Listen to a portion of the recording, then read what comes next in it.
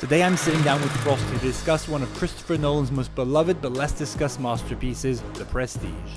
We'll diligently go through the plot, untangling the various timelines and narration tools, discussing the differences between film and book, and analysing the characters, in particular how the good versus bad dichotomy is turned on its head when rewatching this film. We'll also tackle a lot of misconceptions and debunk theories about it, as well as discuss performances, costumes, themes, cinematography, and so much more. But for now, sit back, relax, and welcome to my film club.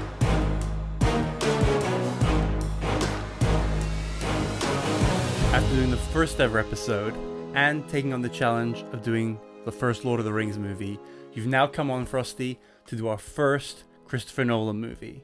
So, third time's the charm. Welcome back to the podcast. Thank you for having me. Pleasure to be here. Today we're going to do The Prestige, which is a famous Nolan movie, but doesn't come to everyone's mind first as being a Christopher Nolan movie. People think Inception, people think Batman, people think, and his movies are only getting bigger and bigger with Oppenheimer and now The Odyssey. So I thought it would be super interesting to go back and look at this one, which he literally made between Batman Begins and The Dark Knight. Yeah. What a career. Yeah.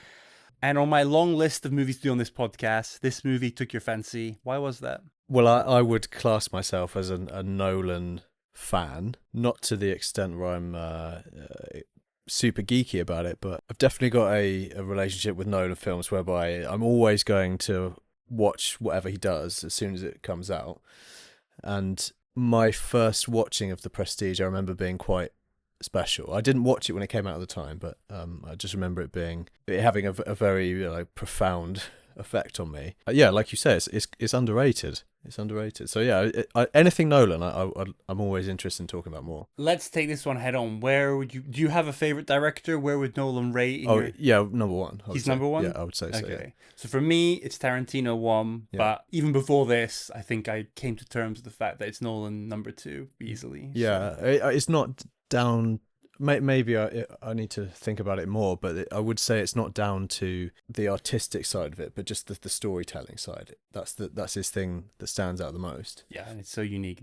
We'll talk about it, I'm sure, but the interesting thing is themes that appear, maybe not all of them, but multiple ones of this movie, and there are themes here that we'll talk about, which definitely can connect back to, some to Memento, some to Batman and stuff like that. And yeah, I think you're right. He's absolutely a great storyteller, and there's a lot going on in this movie, but I do think the storytelling is at its core the most important thing. So you mentioned the first time watching it, so you didn't watch it in the cinema. Do you remember so it came out in 2006. Yeah. Do you remember if you saw it that year, the year after, or was it something that was years and years later? It definitely wasn't in the year it came out.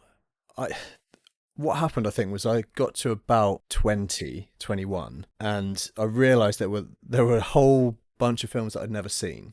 Sorry, this is a slightly convoluted way of explaining or answering your question, but it's worthwhile because I remember being at a pub quiz and a question came up about Batman and it was how many villains can you name? And I was like, I know all these villains by name, but I don't know anything about them. It's about time I actually watched a Batman film. This is what's weird for me, is I'd already seen The Dark Knight once, but I didn't really get it. So it's this is in your 20s, you said? Well, the first time I watched The Dark Knight was at uni, so 18 maybe.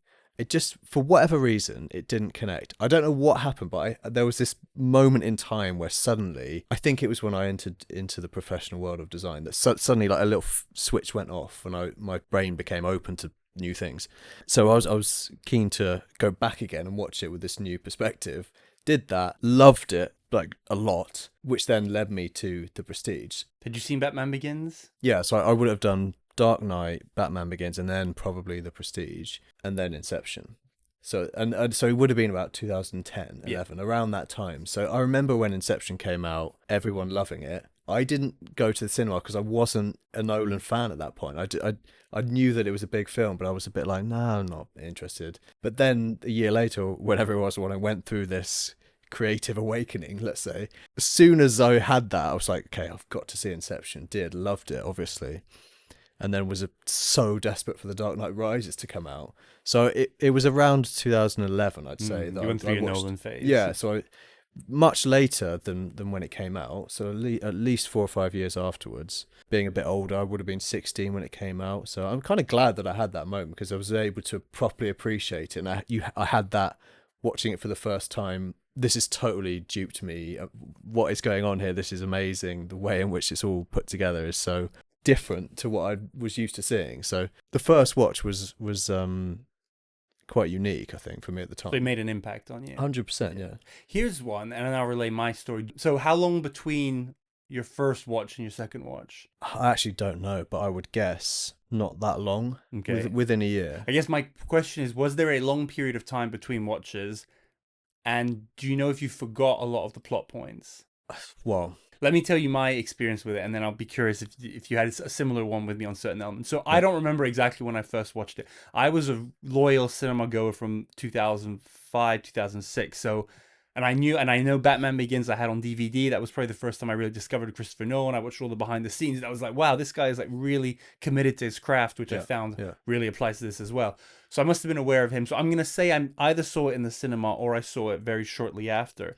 And then I think I must have watched it a second time fairly quickly. But then I honestly don't think I watched it again. Maybe there was one time a while ago, but until last year. But the thing is, I was working on my top 100 list, and when I came across the Prestige, I was like, obviously this goes on there. So it made such a profound impact on me all those years ago that I was, well, Nolan, Christian Bale, Scarlett Johansson, Hugh Jackman, that feeling that it gave me, put it on there.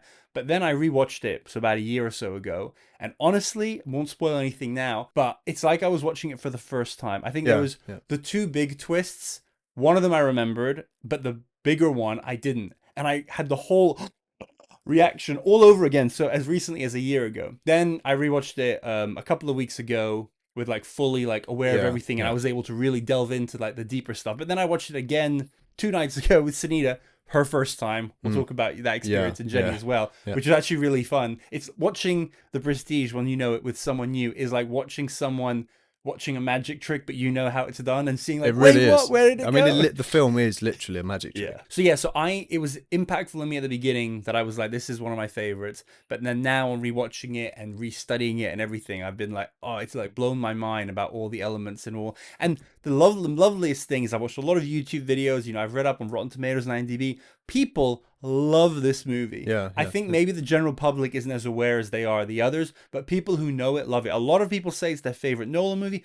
Yeah, I don't blame them. A lot of people say it's their favorite movie of all time, which you got to take with a grain of salt. But yeah, a lot of love for this movie. So I would say that I've probably only, given that it's one of my favorites, seen it at most 5 times now. What about you? The same. Yeah. I think that there is something about a Nolan film where I consciously don't go back to them very often, because if you leave that period of time between viewings, they're so detailed and good that you almost come back to it fresh again. I think on the one hand, I get what you mean about leaving a gap and letting it breathe and coming back to it. But I also think like I rewatched Memento a year or 2 ago, and as soon as I finished it, again, I'd watched it once before, enjoyed it, but I'd forgotten most of the actual detail of it. And then I watched it, and by the end of it, I was like, okay, I remember the plot, I remember everything. It's like, yeah, but now that I've figured it out, again, very much like this, once you've figured out the movie, you kind of want to rewatch it again. And so many people online say about The Prestige that it's the one movie that as soon as they finish it, people want to rewatch it again, because they're like, okay, I get it. Because it's a completely different experience. So I think there's a benefit of leaving a gap, but I think there's a benefit of watching it twice in a week or twice in a month. So like Sunita just watched it for the first time. What I've said to her is, once you hear this podcast, we should watch it again, and you'll see it with like completely different eyes. Yeah, definitely. So what would you say are the main things about this that make it one of your favorite movies? The fact that it is a concept in itself. Like the film is a magic trick in and of itself. There's misdirection and stuff going on. The fact that it's so overtly like that appeals to me, because I like big ideas like that. It's a very unique movie. We did Shutter Island recently with my brother, and it's similar there, where it's like a box you need to unlock. But it's a fun box to unlock. But then once you've opened it, it's like you get a whole other enjoyment out of it. But I definitely don't think it's never the sort of movie that you want to just be like, oh, I'm just gonna like sit back, chat anything. Like at one point, Sunita was on her phone, and I literally she was answering a work email, and it was important, so I just paused it. You have to. It can seem like a passive aggressive thing, but I was like, no, trust me. And it was an important bit at the beginning. I was like, you don't want to miss this. Like if you want to enjoy it, you need to pay attention, and it's definitely one of those. But yeah, I think with Steph, when we're talking about why he loves Shutter Island so much, it's the problem-solving part of your brain which is activated. It's almost like a game to just figure out the movie, which I think would annoy some people, but I think clearly from the people who like that, they love it. You also get the sense that Nolan and all the people making the film, they're trying to communicate something to you about being tricked and saying, we want you to enjoy this, and we don't want you to look for things. We just want you to come along for the ride, and then we'll reveal it all at the end. I can't think of a solid example of this, but one of the things that I think is cheating is where it was impossible to see the twist throughout. Like at the end, the movie just goes, and it turns out that he was dreaming all the time, or it turns out the like something, and you're like, well, I never had a way of knowing that. Whereas with this, it has that really fine line of, if you're not looking for it, which you're not, because the first time, you do not see the twist coming. No. And then as soon as you hear the twist, I think even without rewatching, you go, oh yeah, that explains a lot of things. Clearly, and when you rewatch it, knowing everything, it's actually really heavy-handed. It's like every scene, there's a reference, whether it's the character implying it, foreshadowing, or just like a metaphor. Like the birds are used a lot to kind of represent the thing. So yeah, I think we both saying the same. We like the fact that it's got this problem-solving, challenging, interesting, intriguing thing. It's just different. It's the way in which it's done is different to a lot of films. And the other thing I'd say is that it's at its core, it's about magic. And magic is, I like magic. See, I disagree with that. I don't think at its core it's about magic. I think magic is more on the periphery. I think magic is almost used as a tool. Well, I'm going to recycle this point I've seen online, but the fact that actually magic is used as a metaphor for filmmaking. And so it's actually about filmmaking more than magic. But I actually, upon like rewatching and studying it, I think you get past the magic element. Or maybe, do you mean magic literally, or do you mean the art of like being a magician like they are? What I mean is that the film is not about magic, like you say. Magic is not at its like thematic core, but you're still watching magic tricks. So superficially it's about magic. Yeah, superficially, At its core, I think, I don't know if you would agree or not, but I think at its core it's about obsession. Yes, that's one of I've narrowed down to 3 main themes, and obsession is top of the list. And that's the thing. You could argue that making a movie like this is almost a sign of obsession. So completely. And then obviously it's a super interesting movie made by an absolute genius of a filmmaker, one of the best of his generation, one of the best ever, and it's starring at least one of the best actors of his generation. So Christian Bale, who is at the absolute top of his game here between Batman and The Dark Knight. Hugh Jackman, we'll talk about in his career. Hugh Jackman had a lot of non-X-Men bad movies, and this is definitely this is one of his best non-X-Men movies. Yeah, I think it has to be. Yeah. Scarlett Johansson's good in it. Yeah. Well, we'll get into it later, but the accent I've forgotten about. That was one thing that I had forgotten. Yeah, we'll talk about that more. But I don't think there's anyone in the cast. Obviously, Michael Caine, great. There's no one in the cast that's bringing this movie down. But anyway, the point is, super interesting concept, great director, beautifully executed. This is the thing about Nolan, is that he has his whole entourage of, cinematographers and composers. Like, he brings along, because it was so quick after The Dark Knight, it seems like a lot of the people, he was like, okay, great. It was right after Batman Begins, right before The Dark Knight, and he basically just kept the team very similar. So a lot of the same people worked on all 3 movies, and you can tell it's just beautifully made, beautifully acted, and really interesting. So before we cross the spoiler line, I'll give a quick spoiler-free description. So, premise. So 2 magicians in turn of the century London engage in a years-long rivalry to destroy each other. It's just some facts as well. So it was released in 2006. It's based on a 1995 novel of the same name by Christopher Priest. Have you read it? No, I'd see. This is the thing is, I didn't even know. Didn't even know. Yeah. I've said this before. I'll say it again. One of the biggest insights from doing this podcast is I think so far 80% of the movies we've done are in some way, shape, or form based on a book or a novel or a short story, and a lot of them people don't know that unless they're like really big fans of it. And this is another one. So I read the book. I speed read it. I told Sunita, I think I only got it 10 days ago, and I'm not the fastest reader, and it's 400 pages. And Sunita said, well, that'll be fast even for me. I did it. I read it all. So it was good. I'll tell you and the audience later on. I'm going to do a segment where I tell you 10 major differences between them, because there are quite a lot, and then I'll give you my verdict on whether I recommend it or not. So stick around for that. So as I said, he made it between Batman Begins and The Dark Knight, but he'd been working on it since 2000. He worked on the script for many, many years. It grossed 109 worldwide against, I think, about a $40 million budget. So, it was successful, especially by today's standards of more than doubling your budget. But it wasn't a blockbuster, a huge blockbuster or anything. But with concave brand tracking, we have a model to estimate how many people have seen a movie to date. So the 109 worldwide means about 16 million people saw it in cinemas. But we think that conservatively over 300 million people have seen it today. It's got 1.5 million ratings on IMDb, which is definitely on the higher end. So I think it's definitely, I don't know if Wikipedia consider it. I don't remember seeing it as a cult classic, which they often put in the introduction for stuff like Fight Club or whatever. But I think this is definitely, especially for Nolanites, a cult classic status. Do you want to guess the Rotten Tomatoes critics and audience?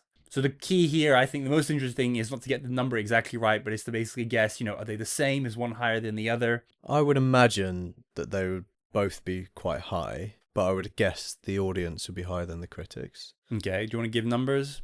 85?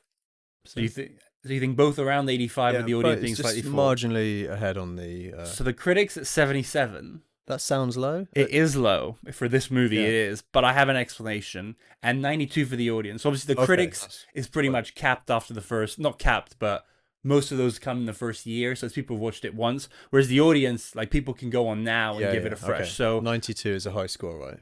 Yes, it is. Yeah. And the IMDb. It's 8.5. Yeah, so 8.5, which puts it at number 41 on the IMDb top 250. Yeah, which. I love this movie. I'll at the end say where it ranks in my top 100. I'm quite surprised by that. So I think maybe it's over-indexed a bit on IMDb and under-indexed on Rotten Tomatoes, especially by the critics. Yeah. I always like when I say this to say what it's around. So at number 41, it's just ahead of American History X and Leon, and right behind Whiplash and The Departed. All amazing movies. Yeah. To be fair, actually all 4 of those might do one day on this podcast. So it only had 2 Oscar nominations for Best Art Direction and Best Cinematography. One new segment I want to try at the end of this when we do our recap. I think we should each say, not necessarily win, but what categories do we think it should have gotten more recognition? So I do think art direction, cinematography, fair. Yeah. But I can think of at least 2 that I think it should have gotten at least a nomination for.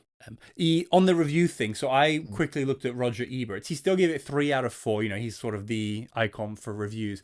And just reading an excerpt, I can tell what it is. Like we said, this movie needs to be rewatched. And I do think there's a certain frustration by reviewers whose job it is to just watch as many movies as possible and rate them.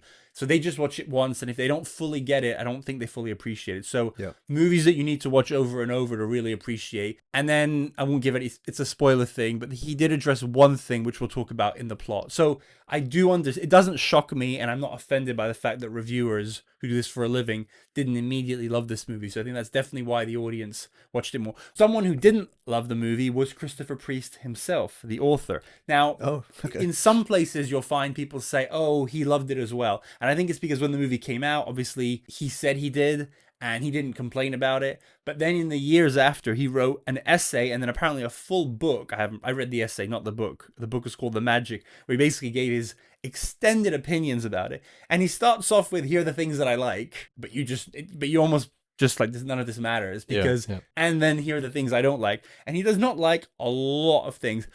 He's quite, I mean, by this point, he was no longer working with Nolan or anything, but it's quite vicious in his criticism. Like, he full on says that Nolan has no ear for music. He criticizes his other movies and says that, like, Inception is, like, one of the worst written movies ever and stuff like that. So, honestly, it kind of came across as someone who was bitter, both because Christopher Nolan had taken his story, changed it dramatically, which is true, but then had the movie is still a lot more successful than the book ever was. And honestly, it was also just, he's a creative person, he's an author, probably just a bit bitter that Christopher Nolan is so much more successful than him. So, but yeah, and people who love, the very few people in the world who might have read the book before the movie or preferred the book are not huge fans of the movie, and we'll talk about that more when I break down why, but because it is quite different. The simplest way I have of explaining it is it's as if Nolan took the book, broke it into 100 pieces, took 60 of them, and then rearranged it differently and added the other 40. So, it's very much, there's no way you would read the book and watch this and not realize they're interconnected, but very different in many, many ways, which I'll go through. So, Frosty, who do you think should watch this movie? In what mood? I think this is a very good one for this one because it's not just for anyone at any time. No, it's not. It's not. I'd say you have to have a certain level of interest in film watching. I don't think this is for your casual watcher. If rom-coms is your thing, this is not for you. Although there is a bit of a love thing. There is, it's not to say there's no totally romance, but I think if you're just watching it casually. You're not going to just stick this on, as you said earlier, and you know, be on your phone and chatting. You need to give this your full attention. I think this is actually a perfect movie for this podcast, because what I would really like, I don't think anyone is going to listen to this that's never watched it once, but I think a lot of people have watched it once, listen to this, will have forgotten 90% of the stuff we're talking about, and then hopefully you go and you watch it after having listened to this podcast and have a whole other appreciation. That's the goal of what we're doing here, is to help people have this experience. So I don't know how many hours you spent, but so we can take the 50 hours of content that I've consumed about this in the book, and we can condense it into an hour or two and help people appreciate it, because that's what we're all about here, because we love movies.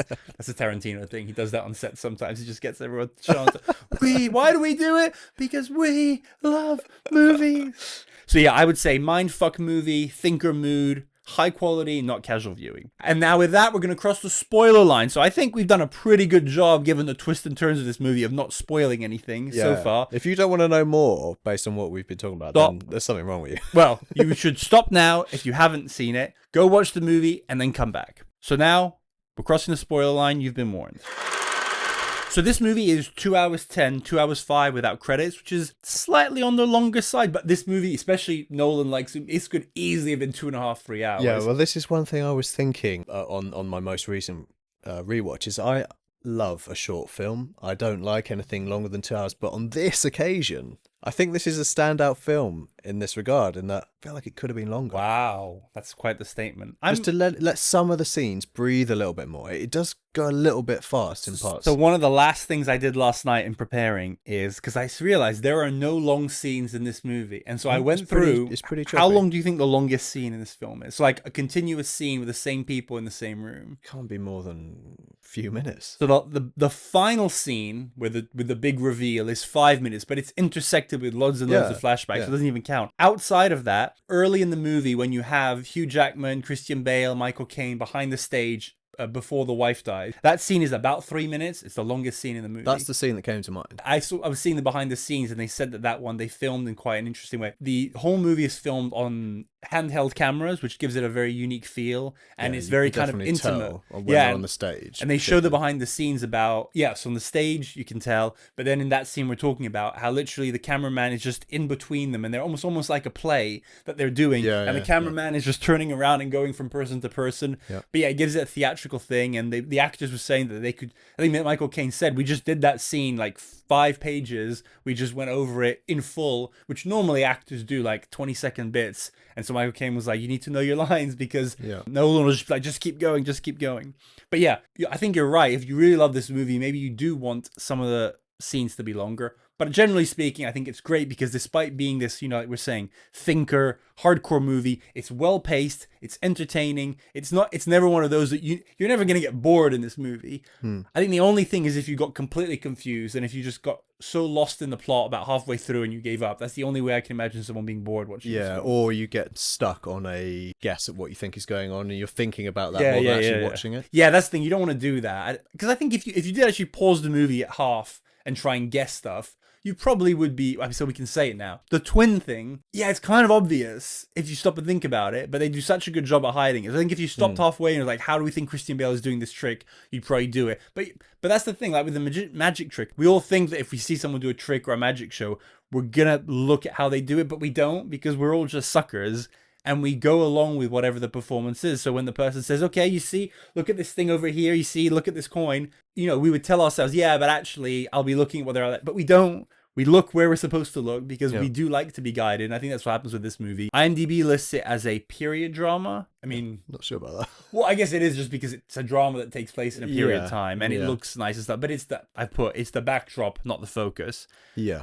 This was one I found surprising, but technically worse. Steampunk. Steampunk? Yeah, well, so one of the main things about steampunk is retrofuturism and Victorian England. Yeah. And the fact is it ticks both of those boxes. So it's not what I would have thought of as steampunk, but it technically falls into the category. Okay. Tragedy, which, I look week in and week out, I'm categorizing movies using the IMDb one. I do not remember the last time I saw tragedy in a movie. It's usually something you think of in the theater. Yeah, Shakespearean. Exactly. But actually, it absolutely applies here. It is, yeah, the completely. cost of obsession. That's that you've talked about obsession as a theme. I specifically call it the cost of obsession. That is basically the tragic downfall of men who are driven too far by their obsession. Is I think if you just summarize in one sentence what this movie's about, it would be that. Yeah. Drama, obviously, mystery. Yeah, what is going on? Yeah. Sci-fi.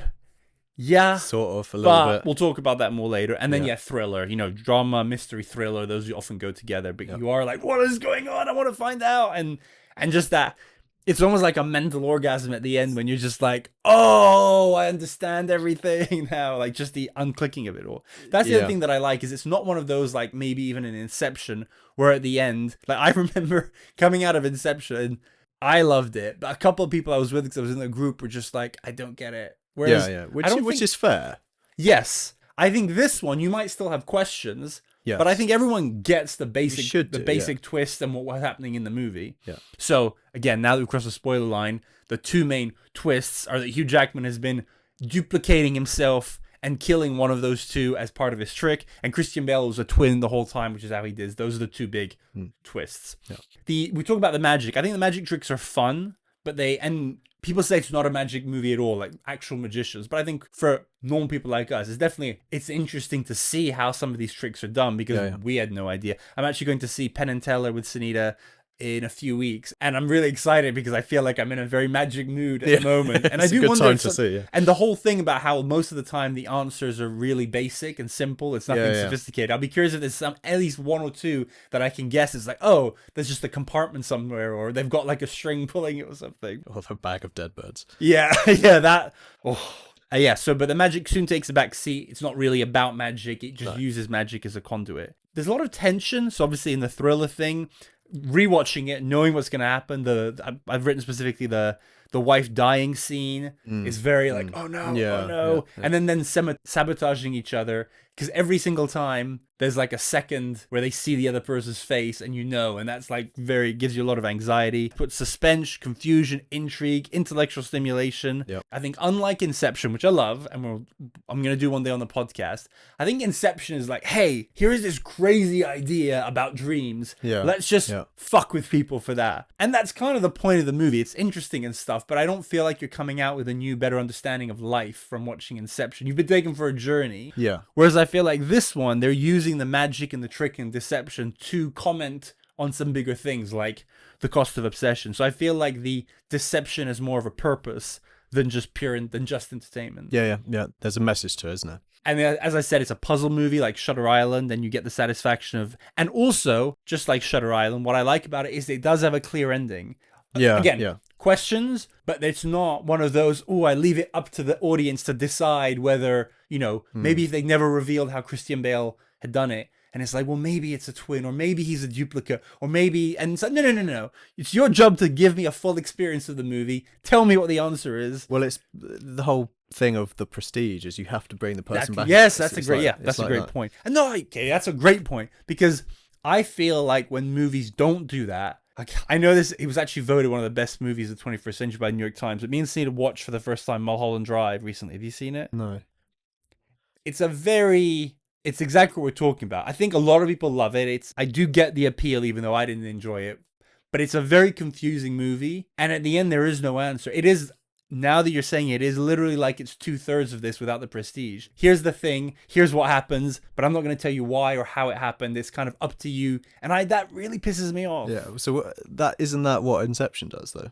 If people think you mean about the top at the end. Yeah. It wobbles. The top wobbles. It does, So it wasn't a dream. Yeah, but it's not. It doesn't spell it out to you. That it doesn't. But it's only nodding to it. It's not is, like, but at least it. But I do think it's I don't think it's up for debate, because if he left it pure, like just spinning for, I think it is like 15-20 seconds, then it cut to black, I think it would be fair to assume that he was dreaming.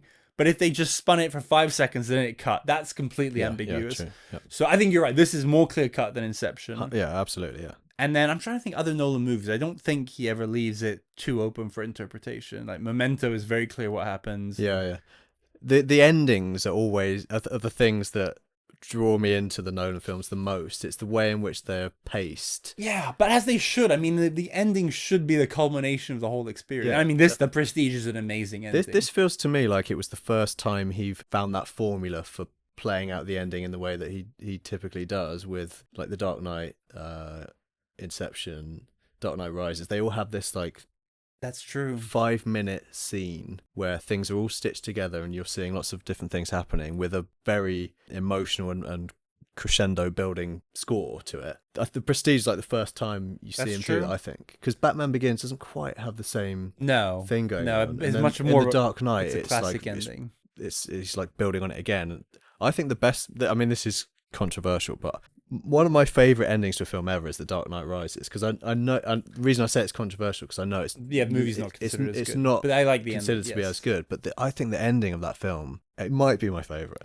I think the only thing is that it feels like, I know what you mean, it's a satisfaction that he's alive and he's gotten his life and he's got away from it. Yeah. But I do feel like that's sort of manufactured because Nolan has just set us up 10 minutes before that he might have died. Yeah. Whereas I think something like The Prestige, you're getting payoff from much bigger things than just did he die, didn't he? But I get what you mean. Yeah. I think Memento has a pretty solid ending in terms of everything coming. I mean, it's everything falling into place is the key. I think what we're talking about here. Yes. And then on the entertainment, I don't think I had before, but I did cry on the last one because of the ending with the daughter, because it is. So I watched it originally a couple of times, put it on my top 100, rewatched it last year. So I remembered the Hugh Jackman duplicating thing. Yeah. You'll notice I'm saying duplicating and not cloning because it's a very important distinction, which we'll talk about in the story. So I remembered that because that's quite visceral. But I had forgotten about the Christian Bale twin thing. So when I watched it a year ago and they do the reveal, it was like, but in like, not in a bad way. So even to the point at the end of the film, you hadn't remembered? Literally, the reveal was... my memories that I remembered it when they're saying goodbye to each other in prison. It was, I think, because Christian Bale is very obvious then. Yeah. I think he says that, go live a life for both of us, live a full life. But the point is, in the last few minutes, that I was like, I'd gone the whole movie without remembering it. And weirdly, up until that point even, which is crazy because I have such a strong opinion now, I feel like I was still siding with Hugh. In my memory, Hugh Jackman was the good guy and Christian Bale was the bad guy. And in that rewatch, still to that point. But then when I rewatched it last week, knowing full well, I'm like, oh, obviously Hugh Jackman's the bad guy. Yeah. And Christian Bale, especially once you know there's two of them. Ultimately, Hugh Jackman's the worst. The twin who dies is in the middle. He's got much more redeemable qualities than Hugh Jackman, but he's a bit flawed. And then the twin who survives is by far the good guy in it all. So the fact that he gets his daughter back at the end, and obviously, as you get close to like parenthood and stuff, you're seeing everything and being around you guys and all your kids, like the whole child element. So that when he gets the daughter back, I was like, I got like really emotional. I had a couple of tears. So yeah, you get it. And yeah, I think I mentioned love. To make it simple, and this is based on the book, the Christian Bale character is called Alfred Borden, right? Yeah. When we're referring to the character as a whole, we're just going to call them Borden, it's just as we'll call Jackman Angier. Yeah. But if we want to refer to the two twins, this is in the book. Basically, Alfred is an amalgamation of Albert and Frederick. Okay. And they do call the one who dies Freddy. Yeah. So I'm always going to refer to the one who dies at the end as Freddy, and the one who survives at the end, who doesn't actually have a name in the movie, as Albert. Yeah. Okay. So Albert, Freddy, and Borden is a distinction. Yeah. So once you know that distinction, the love element of not so much the Freddy and Scarlett Johansson character, but more the Albert and Sarah story is really tragic and sad and quite emotional. So yeah, you get it all. You get the thrills, you get the thinks, you get the feels. And now we're going to take on the daunting task of going through the story. Yeah. Before we go through it and do our favorite scenes and stuff, I do want to talk about the structure a little bit. Yeah, you have to. You've obviously watched it a bunch of times now, you've studied it. How would you describe the framing of the story? It's framed around the trial of Borden and his incarceration. Yeah, and him being in court and then in jail. And also the diary readings, I think. Okay, but here's the important question. Would you, outside of the stuff, so the present day is him being framed, him being tried, him being in jail. Yep. Michael Caine with the machine, and Yeah. then him being hung, and then the stuff, that's all present day. Yes. I actually realized the best way, and I might put a graph up for the video version, is because I've seen the best way of understanding Inception is to see a graphic of the layers, and I think that's actually the best way to look at this as well. You got your first layer, which is just present day chronological, which basically starts with not exactly the first shot, but it starts with Christian Bale going into the machine, being framed, and it ends with Michael Caine giving the daughter back to Albert. That is chronologically the beginning and the end of the movie. And then the levels. To you, is everything below that diary reading? Yeah, I think so. Okay, so I think you're wrong, because a lot of people think that, and there's this whole thing about unreliable narration because of the fact that it's through their diaries. But two things. A, both diaries finish not insignificantly before the end. You know, when they both realize that they've been screwed, basically. When Hugh Jackman realizes the diary he's been given by Christian Bale was meant to send him on a wild goose chase to Tesla. Yeah. But that is actually everything that... All the Hugh Jackman reading the diary is actually him writing in his diary about reading. So it's all Angier writing in his diary about reading Borden's diary, and then Borden reading Angier's diary in prison. Yes. And this is very much, it's like in Inception when they go up a layer. Yeah. So you have these moments where something is happening in Borden's diary that then Hugh Jackman is reading about in Colorado, and then writing about in his diary, and then Borden is in prison reading Angier's diary. It gets a bit complicated. But both of those diaries end about 3/4 of the way through the movie, and then it just keeps going normally with flashbacks about stuff happening in the past that all leads up. So I studied this really closely. Literally, I went scene by scene to try and understand, okay, wait, in this scene, is it in one of the diaries or is it just a flashback? And isn't always, it's not always in the diary. Sometimes there's just flashbacks. Yeah. And I think the reason this is important is because there are a lot of theories online based upon the fact that you can't believe anything you see. Like, people will say, let's say there's a scene of the scene where Hugh Jackman is putting his head in the water after his wife has died. I saw this in a video used as a scene that we don't know if this is true, because this could just be Hugh Jackman writing in his diary that he did this to elicit sympathy. Which is theoretically true, but I also looked very carefully. There is no evidence at any point that anything we were shown on screen wasn't true, which I think is really important. A lot of stuff is hidden, obviously, but at no point, and can be very annoying in movies, is when you're shown something and then later it's like, that didn't actually happen. That person was thinking it or wrote about it, but it didn't happen. Because to me, it's pointless. I can see why you would do it, but it breaks a pact.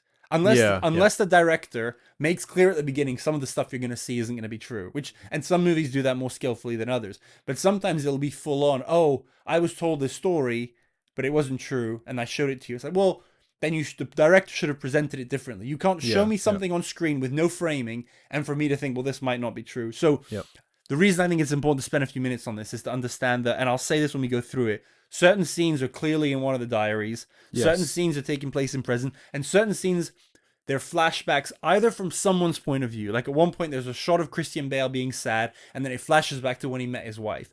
So we can read that as it's supposed to take place in his mind, but it's true. It's not in a diary or anything. And then sometimes it'll go, let's say at the end of a scene with Christian Bale's character, and then it'll just cut to a scene with Hugh Jackman, which is obviously not in Christian Bale's head or in his diary or nothing. And to me, you just have to take that, okay, this is just showing us the past. Simple as. Yeah, the example I'm thinking of is, because I was trying to understand the chronological timeline of this whole thing, because you're presented this thing at different times. It's very difficult to have an overview of how things actually play out chronologically. The thing that I came away slightly confused about, the point where Angier buries one of the twins and demands the other twin to write in his book what the method for the trick is, and he writes Tesla. I didn't feel like it was clear as to why he wrote that. That's a good question. So they both had an interest in Nikola Tesla because they'd both been at the exhibit in London. So that's the question I've got is, in the chronological time where that was before. Yeah. Okay. And it's not clear that Borden sees Angiers there, but Angiers definitely sees him because he follows him. I don't think it even matters. The idea was that they were both aware of him.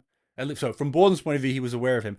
Also, the implication is that Tesla and Borden have never had any interaction in the end, that it was all just a wild goose chase. But he does use a very Tesla-esque machine in his trick when he does the transporter man. You know, he does a version of it after the doors. He does the one where he gets into the machine, it sparks everywhere, and then he pops out the other to almost like it seemed like he's done the duplicating thing. So maybe he didn't use him, but he used his technologies. And I think he knew that his trick looked like a Tesla machine, so it made sense to send him down that route. So yeah, they'd been there. He was using the machine that looks like a Tesla machine, and he told him it's Tesla to send him on that wild goose chase. Because he's away for... There's a little throwaway comment Scarlett Johansson makes near the end about Hugh Jackman being back in town, and she says he's been gone for 2 years. So that was a very successful wild goose chase. Yeah, so the intention is just to throw him off the scent. Yeah, completely. which was my understanding, but I didn't feel that clear cut. It's not, like a lot of things, it's not totally clear cut the first time, but then upon reflection, I think you can come up with a satisfactory answer. And then the other thing that I didn't feel clear cut is, does Angier go to Tesla off the back of Borden writing it in the book? Yeah. Because it felt like perhaps it was him seeing Tesla at the convention that made him go. I think that's where I was like, well, what comes first? No, so it's very much they go to the show. Borden has the twin trick, but everything else is traditional magic, and Angier is doing all traditional magic. So one of the themes is about science versus magic, and you see it in a very simple way with the bird cage and using that super fancy backpack, which is all engineering. The way that magicians improve their act is by going to these conventions and being aware of the technology. So I think the idea is that it was just a run of the mill. They both went to this. Angier, I mean, nothing really happened there. So Angier was probably, well, this guy's a quack or whatever. But it's important to establish that he knows who Tesla is. Yes. And that way, when he sees it, he's like, aha. Now and it makes sense. I think this is the key thing. It makes sense for him to go to Tesla because of the fact that they both know him. He is a very renowned scientist, and Borden's machine looks like a Tesla machine because it's using the electricity. So to him, it makes total sense that Tesla built him the machine. I'm going to go and I'm going to get him to build me the same machine.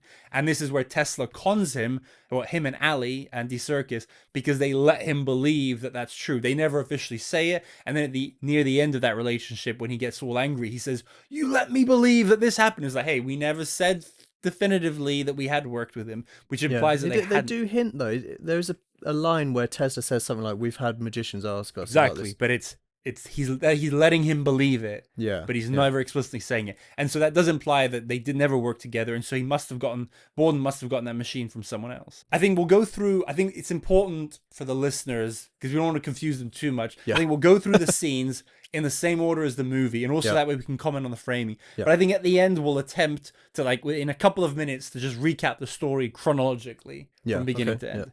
So from a movie point of view, the opening shot is the hats, which is an amazing, interesting shot. That stays with you, that one. And a lot of some people have commented the amazing thing is they basically tell you the trick straight up. Because you see a bunch of hats, like, obviously they're being duplicated. But when you're first watching it, you're not. Oh, you've no in idea. the first scene. No, you're not. No one's ever looking for the answer in the first scene. But it's one of those really nice things when you're rewatching and you go, you're the Leo meme. And then the other thing is, so the opening shot is the hat, which basically is telling you what Angier's trick is, and then right afterwards is Michael Caine doing the bird trick, which is basically telling you the twins trick. So you've got the two twists that are literally the first two things, which is just beautiful filmmaking. Then we get the present day. So the show. Last time I was watching it, I was trying to watch it as someone who had never seen it before. And this is the beauty of this movie, is that I think once you've watched it, you're like, how could anyone understand this? Because especially with the jumping of the timelines, I was going to keep this for the end, but someone did a study. There was 146 time jumps in this movie. So where one scene takes place either a long period after or before, which makes sense because it's like constant. It is. So you think, well, how does anyone follow this movie? But you are able to follow it. You're able to follow what you're supposed to see the first time, which is quite impressive. So you see these two guys, you have no idea who they are. Borden goes into the machine.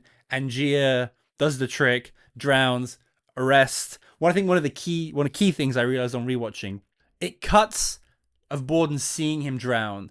So you don't know whether he put the padlock on. You don't know whether he tried to get him out, whether he's surprised, whether whatever. It's and I think that's the key with the first watch, is because I think you're definitely supposed to be suspicious of Christian Bale. And obviously you have no idea that Hugh Jackman survives that. I think maybe that's why upon original watching and then my much later rewatch, I think maybe why I sided, maybe you side with Hugh Jackman until the end because you do think that ultimately, no matter what he did, he got murdered, whether it was accidental or not. But then obviously when you realize that the only person who murdered him was himself, it changes it. So court, and then you kind of start the story with Borden gets Angier's diary given to him in prison by the mysterious lawyer. I've seen online people saying that the lawyer is Angier's in makeup, which is definitely not true.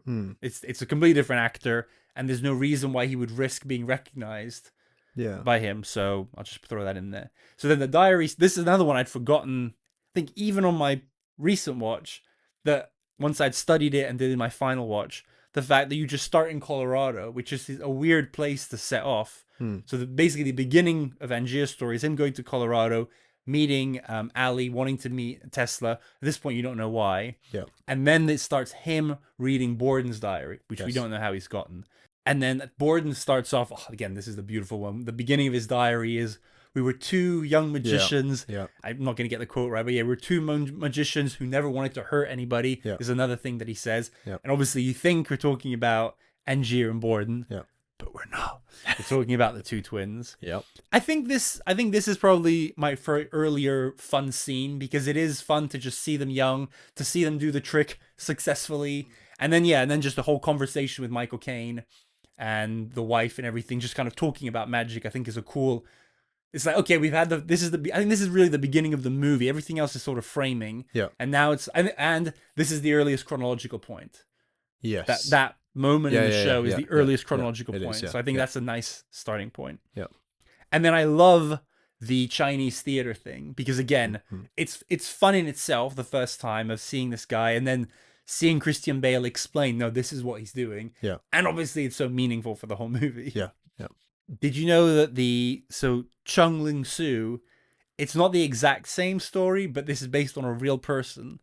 But his thing wasn't that he was a old Chinese man trying to be crippled. He was a normal-aged white man who pretended to be an old Chinese man. So he was really strong, so he could do all these things. He didn't think it. But just like they say in the movie, he spent like 19 years pretending to be this guy. Yeah. But then he died with a catch-the-bullet trick gone wrong, and he got shot. And it's not clear exactly what his words were, but he basically started saying in perfect English, "Oh no, I've been shot. Please get some help." And everyone was like, "What the fuck? I didn't think this guy spoke English." According to the legend, no one had heard him speak English in 19 years because he was so dedicated to it. So that's a good little Easter egg that they use the exact same name. Yeah, very good. That bit is all clearly written in Borden's diary because this is how you sometimes know that it jumps is when the person whose diary it is no longer in the scene. So the show, the conversation, the theater, Borden's there for all of it. And then you cut to Angier and his wife, the scene where he's trying to do the fishbowl thing. Yeah. And that can't be in Borden's diary. So to me, that's just, okay, this is a thing that happened. Yeah. Yeah. It has to be, yeah. Yeah. It could be that we've jumped up a level and we're back in Angier's diary. But to me, if the scene doesn't start with a voiceover or end with it, you have no reason to think that it's in the diary. No. I don't think that is. And then in his diary, Angier, right, what does he, talking about Borden, know about self-sacrifice? And then it jumps up to Borden in jail reading the Angier diary saying, "You bloody fool." Because he's like, "You don't fucking know what I've sacrificed." And then we, and that's what I was talking about before. Then you've got Borden in jail feeling sorry for himself. And also, you don't know what I've sacrificed. And it does so this is not in the diary, but it's a flashback to him meeting Sarah. And obviously saying, one of the things I sacrificed was my fucking family. Yeah.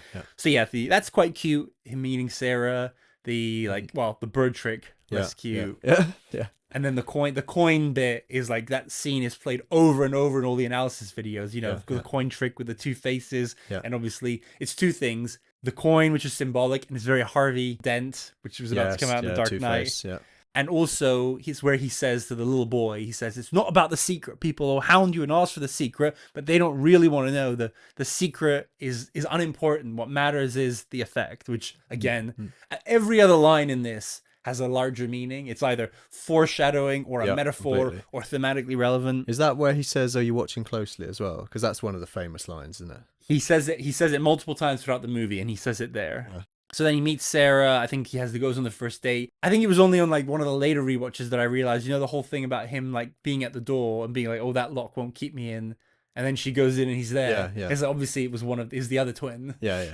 Oh, this is another really fun thing. I don't know if you realize, you need to be on at least your third or fourth watch to do this. But once you're fully aware about the twin thing and you fully understand it, and I tried it on the last one and I'm able to, you can actually tell in every single scene which one it is. Because there's at least one thing they do or say, or that you can guess from the context. So for example here, not to go back, sorry guys, in the first show, because it takes a little bit, he's not like he's switching like that. I think if we can figure that the twin who is being Borden stays the same probably for at least that day.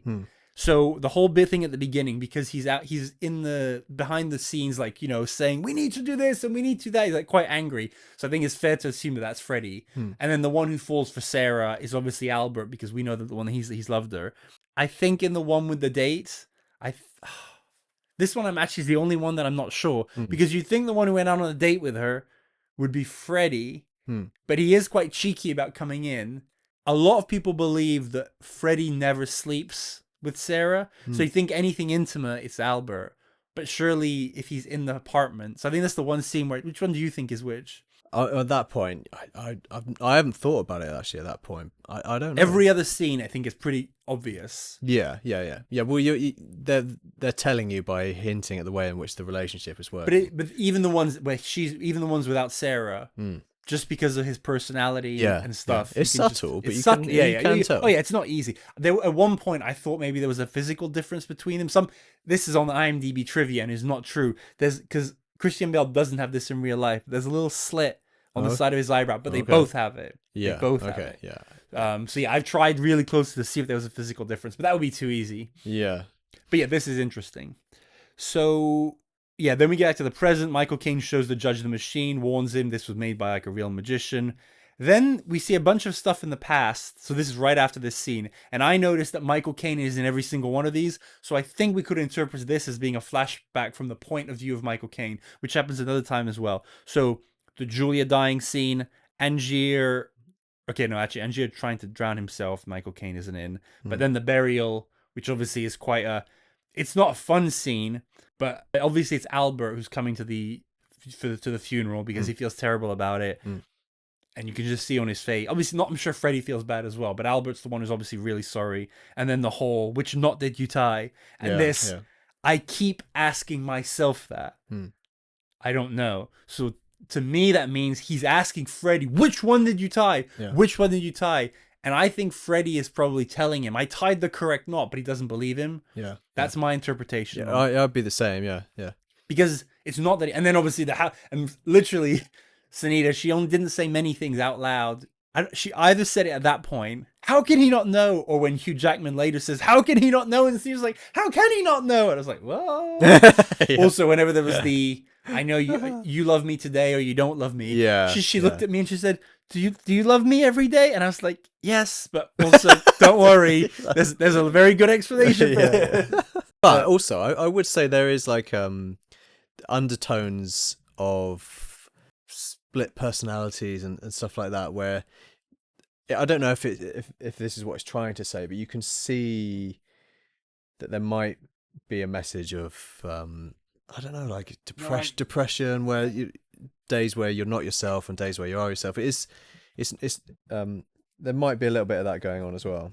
Yeah, definitely. I think on first viewing, you're supposed to read this as maybe not that he has. I don't think you're meant to think that he has clinical schizophrenia, but it is definitely meant to be you have two sides to you. And I mean, they say that over and over: the side this, the side this, that. So yeah, that's definitely what you're supposed to believe. But yeah, it's obviously not that. I had one thing about the Julia dying, obviously very harrowing scene, is why wasn't? And I think I have this is a question, but I think I have the answer. And it's an interesting one. Is that why wasn't Angier the one tying the knot? Because the knot tying is the bit that involves the least amount of theatrics. Because Angier is the charismatic performer guy, and the knot tying is not the bit that people are really watching. Well, I mean, they're both plants in this trick, right? They're both in the audience, and they come on, and that's true. And he does do a bit of like bowing and stuff. You're right, but I think You're almost right. I think the key, because the big thing is that Angier is the better showman, Yeah. which you basically said, but Borden, both of them, are better magicians. And I think the key is Angier's not a good enough magician to reliably do that knot. Yeah, Because if yeah, that was if you were as competent with him, you would insist on doing the knot on your own wife. yeah, So I think the reason he doesn't do it is because he's just not a good enough magician. And then I think it's very important to remind about the knot thing. So in the early scene, there's a debate about which knot to use. yeah, And I think, and they say that the two things about whether the knot will hold her up, but then how easy it is for her to undo it. And Borden and Julia want to try a different knot, yeah. which they think will be sturdier, because I think she says at the early one, oh, the rope almost came off again. They think it will be sturdier, but then Michael Caine says, no, it's too dangerous, it'll be hard to undo. Yeah. But Borden and Julia agree on this. And one of the key lines, Julia says, we could just practice it. Yeah. And, you know, outside of a show, outside of a drowning situation. But they obviously, Michael Caine rules it out, Angier rules it out. They obviously don't practice it. And then in the moment, he does the right knot, Freddie, and she then looks at her and she gives him the nod. And he then does, obviously, the other one. Yeah. But they hadn't practiced it. So I do think, obviously, it's terrible for Angier's, but I do think there's a lot of blame to go around here. Obviously, Freddie shouldn't have done it, but the wife has some responsibility, unfortunately, because she gave the okay to do it. And ultimately, the magician and Michael Caine, because he's in charge of it, he should have listened to their concerns and they should have just practiced it. So, and I do think that adds a lot of nuance to what happened. It does, yeah, it does. And even if you take the worst case scenario, okay, if Freddie had tied the wrong knot on purpose and Julia didn't want him to, that would be really Different bad. story, completely different. But that's not what happened. So a lot of nuance there. Then we kind of go back to Borden's life, which he keeps getting on. We're introduced to the Fallon character, so his sort of right-hand man. There's some interesting things there about the double entendre about, oh, I'll share my food with him, or I love that scene when she's, oh yeah, this is where you know that the one who's talking to her is Freddie, and Albert's the one who is Fallon and who leaves the room, is because when she says she's pregnant, he goes, oh, we need to tell Fallon. Yeah. There's also, I'll bring it up in the theme, there's a really well-crafted line in there, because this movie, obviously, the script can mean the structure and stuff, but the individual lines, they're just some really beautifully written, well-worded things. They're just so smart on so many levels. Yeah, the other thing as well is the fact that Fallon basically doesn't say a single word for the entire thing, except I think it says one word at the end. I think he whispers something at one point, and he does it in such a hushed way that you don't even pay attention to the voice. There's also one scene which I played over and over and over. It's around the third quarter of the movie when things are starting to go to shit. Fallon is Freddie. Yeah. And Albert, as Borden, comes to meet him. When I think they're at a carousel, and hands him a note, because this is the thing they talk about in the book about how they obviously have to be apart quite a lot when they're living the two lives, that they can't, apart from when they're working, so they have to meet sometimes to sort of talk about things. And Albert has just gotten into a fight with Sarah, and Sarah has said, like, you don't love me half the time, and so he comes to Freddie as Fallon, and there's a shot of him passing a note. And you hear clearly Christian Bale's voice, and it says, oh, she sure loves shopping. Or she sure loves, no, I think it is a shopping list. She sure loves the smell of money. I think they're talking about Scarlett Johansson. But the thing is, it's clearly Christian Bale's voice, but you don't see who's saying it. So it leaves a bit of ambiguity. But yeah, obviously the reason they used him minimally is because you don't want any... Well, actually, the thing is, they don't want any attention on this character. He has to be there. He's in the background. But... I think the obviously the makeup and the costume, you realize on reflection that it's a costume, but he's the perfect blend in the background character. It's just that must be a really difficult thing to do. Obviously they succeed in it, but when you're watching it, having you know what's coming, it's weird that there's this guy who literally doesn't say anything, but he's there quite a lot. Particularly towards the end. He does have a role, like he is meant to be the Michael Caine. What the Michael Caine is to Angier, he is to him, his engineer. So it's not just like some insignificant But again, it's really well done that you don't realize it. And then when you do know, you're like, this guy's always there. Yeah, exactly. And then, there's obviously all the lines about making sure that he's involved with the daughter, because it's hot. I think Freddie doesn't love Sarah the way Albert does. I think he still cares about her in the same way you would your sister-in-law. Yeah. But the daughter, he obviously cares about more than Sarah, because that is still his niece. Yeah. Like, he is so sad to say goodbye to her at the end and stuff like that. There's a lot happens in that scene, actually. Fallon is introduced. Sarah says that she's pregnant. Borden introduces the catch the bullet, which again I'm rewatching when he says, "Oh well, you know something bad could happen." It's like, "Oh, I wonder if something bad is gonna happen." And then the catch the bullet thing. Oh, every time the fingers being shot off. The only thing worse than seeing the fingers get shot off is the later on seeing them. Oh, the chisel. Oh. Yeah, it's such a gruesome way to do it. But it was of its time. Yeah, that's what you would have done, I guess. That scene is clearly written in Borden's diary because he ends it with a voiceover saying he came with a question. I told him the truth. This is how you know that the one who shot was Albert because he doesn't know the truth, which it makes it for imagine Freddy being foul and watching your brother getting his fingers shot off because of something that you did. But to be fair, he paid the. This movie doesn't need that, but I would have been intrigued to see the conversation between the two brothers when he goes, "Okay, well, you have to do this now." Yeah. Because that's commitment to your craft. Yeah. And then so the point is, Borden finishes that scene saying, he asked me, I told him that I don't know. And then it flashes up to Angier's reading the diary saying, how could he not know? Which, you know, very frustrating. And then it goes back up to Borden reading Angier's diary. Oh yeah, then we have the very important scene of Sarah seeing the fingers and saying, it's as bad as the day it happened, which a lot of people name as that was one of their first clues about the twin thing, because of the fact that he obviously maybe had been a few days since the accident, then they chopped the others off, and he came back home, and she's like, it looks like it just happened. So that's like a big hint. I think the way in which Christian Bale's face is acting at that point, that's as much of a hint as the actual line she says as well, because you could see it in his face. He's like, or also he's really angry at her because she says you need to see a doctor, and he goes, we can't afford a doctor, and then he wakes up the kid, and that's because it's Freddy who's just after had his fingers chopped off, so he's pissed off at her and he doesn't love her, so he's like, oh, this fucking bitch. But yeah, again, that you can read, so yeah, great acting by him. Then there's, I'll go through this one quickly, then there's, I think, this is another one that I think is a Michael Caine flashback, because then it's basically rebuilding Angier's career. They meet in the pub, which I haven't got this in my lines, but it's like, I never thought I would find the answer at the bottom of a pint glass. And Michael Caine's like, well, it sure seems like you were trying to. That's one of my favourite lines. I thought it might. But yeah, they rebuild his career. They find him a stage. They develop the trick. And then the bird accident. I think you could say that the gun thing is just revenge, like straight up. It's like, you killed my wife, I'm going to try and kill you.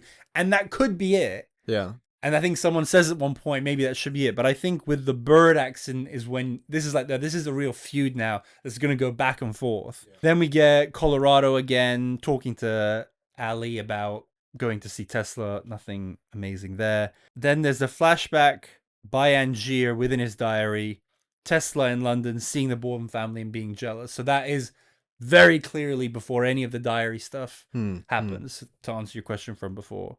And I also think, I've made a note of this in the characters, up until this point, we probably still feel for Angier, because both, we understand why he did the shooting, and we think, you know what, if he'd killed him, it would have been different, but he's had his revenge, and now he's trying to get his life back together, and Borden has fucked up his show, which has been cancelled. So I think here you do feel for Angier. Yeah, absolutely. But and I think this is a subtle one. When he sees Borden with his family, he starts getting really jealous in a toxic way. Yeah, very. And I think he's hired Scarlett Johansson at this point, and obviously he's like moaning to her like, oh, I'm all alone. It's like, well, I mean, not really. And it's one thing to be sad about what you lost, but then considering there is an accident, to basically be like, this man doesn't deserve to have any happiness in his life because he took mine, is a bit of a toxic view. Yeah. And then there's an interesting thing where in his diary, Angier says his family looked so great there and I was so jealous back then. But now that I've read his diary, I realized that his home life wasn't as great as he made it out to be, which obviously is a very layered sentiment. Yeah, very. And I think, and they show Borden in jail being sad about this, sort of being like, again, you don't understand, but there is some truth to what you're saying because it was a lot more complicated. Then in the present, Borden's there, talks to his daughter, tells Fallon to take the offer by Lord Caldlow because he realized things are pretty fucked. Then there's a scene with the guard, with the cuffs being switched. Oh, yeah. Which, having rewatched, I think that one is just there for entertainment purposes. I don't think it has any... Because every other scene is important.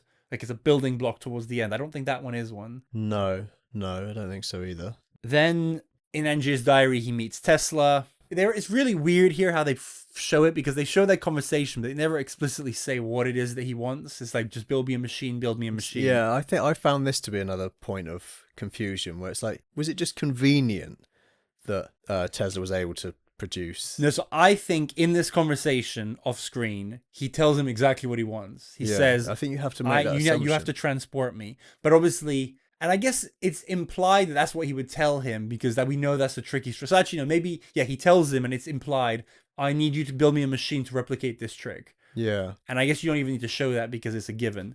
But then I think they just leave it a bit ambiguous because of the fact that obviously the machine doesn't exactly transport him. He does something slightly different. And again, this whole mystery thing is about showing you certain things and not others. I think it's key to the illusion to not show you too much of their conversation. Then back to Angier's in... We talked about the layers, but you've got 3 timelines.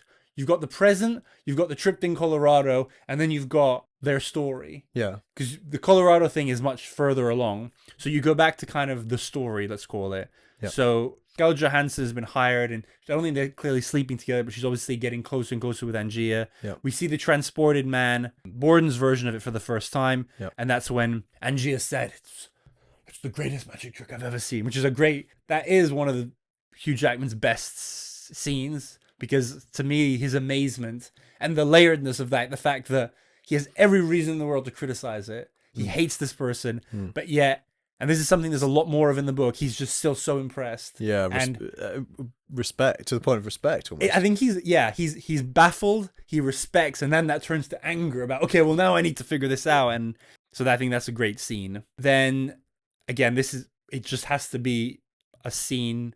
It's just a scene in the past. It's not a flashback or anything.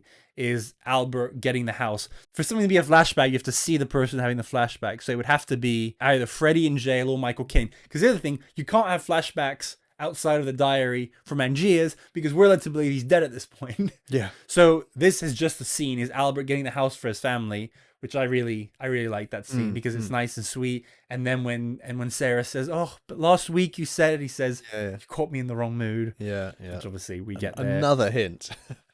Yeah, that is one of my favorite. A lot of these are about not so much the Sarah Albert, but just the family dynamic overall. Then Angier tries to replicate the trick, hires Root, the actor, trains him, does the show. I guess we can just say, I think Hugh Jackman does do a good job at playing the 2 characters quite distinctly. Yeah, he's different enough to make you think, is that a different person? Yeah. Because he does... How do they do that? Do you know? I think they give him an overlip, like his teeth. Yeah, because it's the bottom half of the face. Yeah. His eyes are like exactly the same. Yeah. His I think voice so. is the same. Yeah, I think he has his teeth. He has bigger teeth. I also read somewhere online they changed something in his ears, so they give him a couple of prosthetics, so it looks slightly different, but still very similar. Yeah, maybe that's a point in the story where it's a little bit convenient that he looks so much like him. I think it's important here to take a second and say, what is the purpose of the Root character? What's your take on it? Like, why was it important for us beyond for him to replicate the trick? But it is an important part of the story. I think it's important because he looks so much like Angier, but you know that it's not, and you can tell that it's not. That it's saying there's no way you can do much better than this. To say like Borden must be doing something other than the double. That's how I take it. So I agree with that on the surface, but I think there's a deeper thing. Even though we're never supposed to sympathize with Angier's at the end when we know everything, I do think we can understand why he did it. And one of the key things is about trusting other people. And obviously by having the whole Root thing, him bowing under the stage, which is a great shot. Yeah. And that's a key thing of his. Basically, I think it's important building blocks of Angier's personality, some of which he's discovering about himself, is that he wants to be the one with the glory. So he needs 100%. To come up with another solution because he doesn't want to be the one under the stage. But one of the key questions people have, I found it over and over on Reddit, everywhere online, is why doesn't Angier duplicate himself once and then just do what Borden's doing and basically as if it was twins? And there's 2 answers for that. The first is that he would still have to be the man downstairs some of the time, even if they split it. The other is that he wants to frame Borden for the murder, so he does need to kill the double at some point. But I think an important thing is that he realizes, even though his duplicate would be exactly him, so he could probably trust him more, I think the whole Root experience basically is teaching him to not trust anyone else, that he will not put his faith in the hands of someone else. And the whole ending bit, he trusts no one. He gets the machine from Tesla, which is like completely self-sufficient, which is very convenient. But then he doesn't trust Michael Caine. He doesn't trust the blind people. He doesn't trust anyone. And I think it's just important to him that he gets burned so hard by Root, because Root has no reason to fuck him over. He's being well paid. He's getting whatever. And he royally fucks him. And I think, again, on rewatch, you do understand a little bit. You don't forgive them, but I think you understand Angier's motivation better, given how badly he got fucked by Root. So I think it's an important stepping stone for him to become the villain that he is. Yeah, but it's also part of the character, the like three-dimensional character stuff, in that Angier cannot do what Borden is doing. I think that's the main difference, because you've got that scene where the two are watching the old Chinese magician, and Christian Bale's clearly like, oh, that's amazing, but Angier's like, it's almost like, no, throw away, like. And the biggest thing is that Michael Caine tells Angier the whole movie how Borden is doing it is with a double, and he's just like, no. So yeah, he sees things differently. Yeah. But then obviously what has interesting is that, you know, they're on top of the world, even though they're using a double, it's working. But then I think it's as soon as it's like everything's going great, he says, okay, well, you need to go now to Olivia. He says, you need to go spy on Borden, because I need to find, this isn't good enough. I need to find out how he's doing. And I think this, to me, after the jealousy, this is probably the biggest one where he becomes an irredeemable villain. Yeah. Because he sends this woman who loves him to go spy on his enemy, because, you know, he says this, I mean, he doesn't say, but he implies it's far more important for me to find this out than anything with you. And I'll talk about it more later on, but this scene does happen in the book. But in the book, Olivia offers to do it. Oh, okay. Which in his essay, Christopher Priest criticized, because he says, "Oh, that changes everything." And I'm like, yeah, it does change things. I think that's one of the points of this version versus his book, is that it's not meant to be. Again, I'll go into it more, but I think her basically being forced into do it is a key point. Yeah, 100%. And yeah, and I think at that point it's like, oh, fuck you. Like, this is a horrible thing to do to someone. And I think he gets exactly what he deserves when it turns around and blows up in his face. Then we go back to Colorado. Tesla does the test. They fail. Then we see, this is another interesting one. We see a version of the Olivia coming to Borden to like try and work with him. And she gives her story. Yeah. Which is a pretty convincing one. She says he sent me. Right. Yeah, she offers the truth and then a bit more truth as well. Well, that's it. She initially, in this one, she offers the first layer of truth. Yeah. He sent me. He told me to tell you that because blah, blah, blah. And then she goes again. And then later on, and I think this is okay. And then later on in Borden's diary, we get the rest of the conversation where she says, he sent me. He's told me to tell you so that it'll work. But the fact is, it actually has worked. I hate him. He's done this to me. Let's burn him down together. She doesn't say that exactly. Yeah. But she says, I hate him now. But that is later. And that's another one about the whole unreliable narrator. I literally checked the script and I watched the two scenes next to each other. The second scene starts off exactly where the first scene ended. There's like an overlap of a couple of sentences and then it continues. So it's not a case of it being remembered differently by two people, which is what you would expect if you had an unreliable narrator. Even scenes that weren't controversial, you would see them differently through different people's eyes. Like, I'm sure there's conversations between them, and that happens in the book, because in the book there are these two diaries, and you can look at them side by side, and you can see that a conversation is very well done, because that's exactly what would happen. You know, even friends, we could go to the pub and something could happen, and if we both wrote a diary entry, it would be slightly different over what happened first or what words were used. But that's not the case in the movie. No. There's never a scene in the movie that's shown to us twice and it's different in those two. So despite all the diary stuff, I think everything we see on screen we can trust to not be fake, even though things are hidden from us. Yes. Yep. So Olivia comes to Borden, then the whole route trying to blackmail them happens. That's actually an interesting one. I read this somewhere. There's never a scene that Angier and Borden aren't in, and that's not true, because Root goes to Michael Caine at one point and tries to blackmail him. So it's just the scene between Root and Michael Caine. So no one else is involved. So that shows beyond the shadow of a doubt that some scenes in this are not even flashbacks by the main. So that's got to be a flashback by Michael Caine, according to my logic. Yeah. Then you see that's a really good scene actually, where you see Borden talking to Root, pretending to think he's Angier and saying, "Oh, I know you've got a double. You need to be so careful. The doubles, they have like so much power over you." That's a really good scene and well acted. But by both of them, because Hugh Jackman as Root goes, "Oh, this There's so many layers to it, actually. So Hugh Jackman is playing Root, who thinks that the person speaking to him thinks that he's Angier and plays along with it, while Christian Bale is speaking to who we know is Root, but pretending that he's thinking that it's Angier. Yes. And that's how he basically he inceptions him into fucking over Angier. And then we get that funny scene where I think he just goes on drunk late, when Root waves at him, drinks, comes out, it's like, ooh. And to be fair, this is again where you almost start feeling a little bit bad for Hugh Jackman when they take away the bag and he breaks his leg. That's a horrible scene. Yeah. Which again, that's not in the book, the limp. I think they must have just added it because they just felt, okay, if we don't do this, Hugh Jackman is too clearly the villain at this point. Yeah. All the Root stuff happens. And then I think it might even be after his leg it might even be the same scene where his leg is being taped up that Olivia brings him the diary, which he's obviously very excited about. And that is when he says, I don't care about my wife. Yeah, okay, I got you, yeah.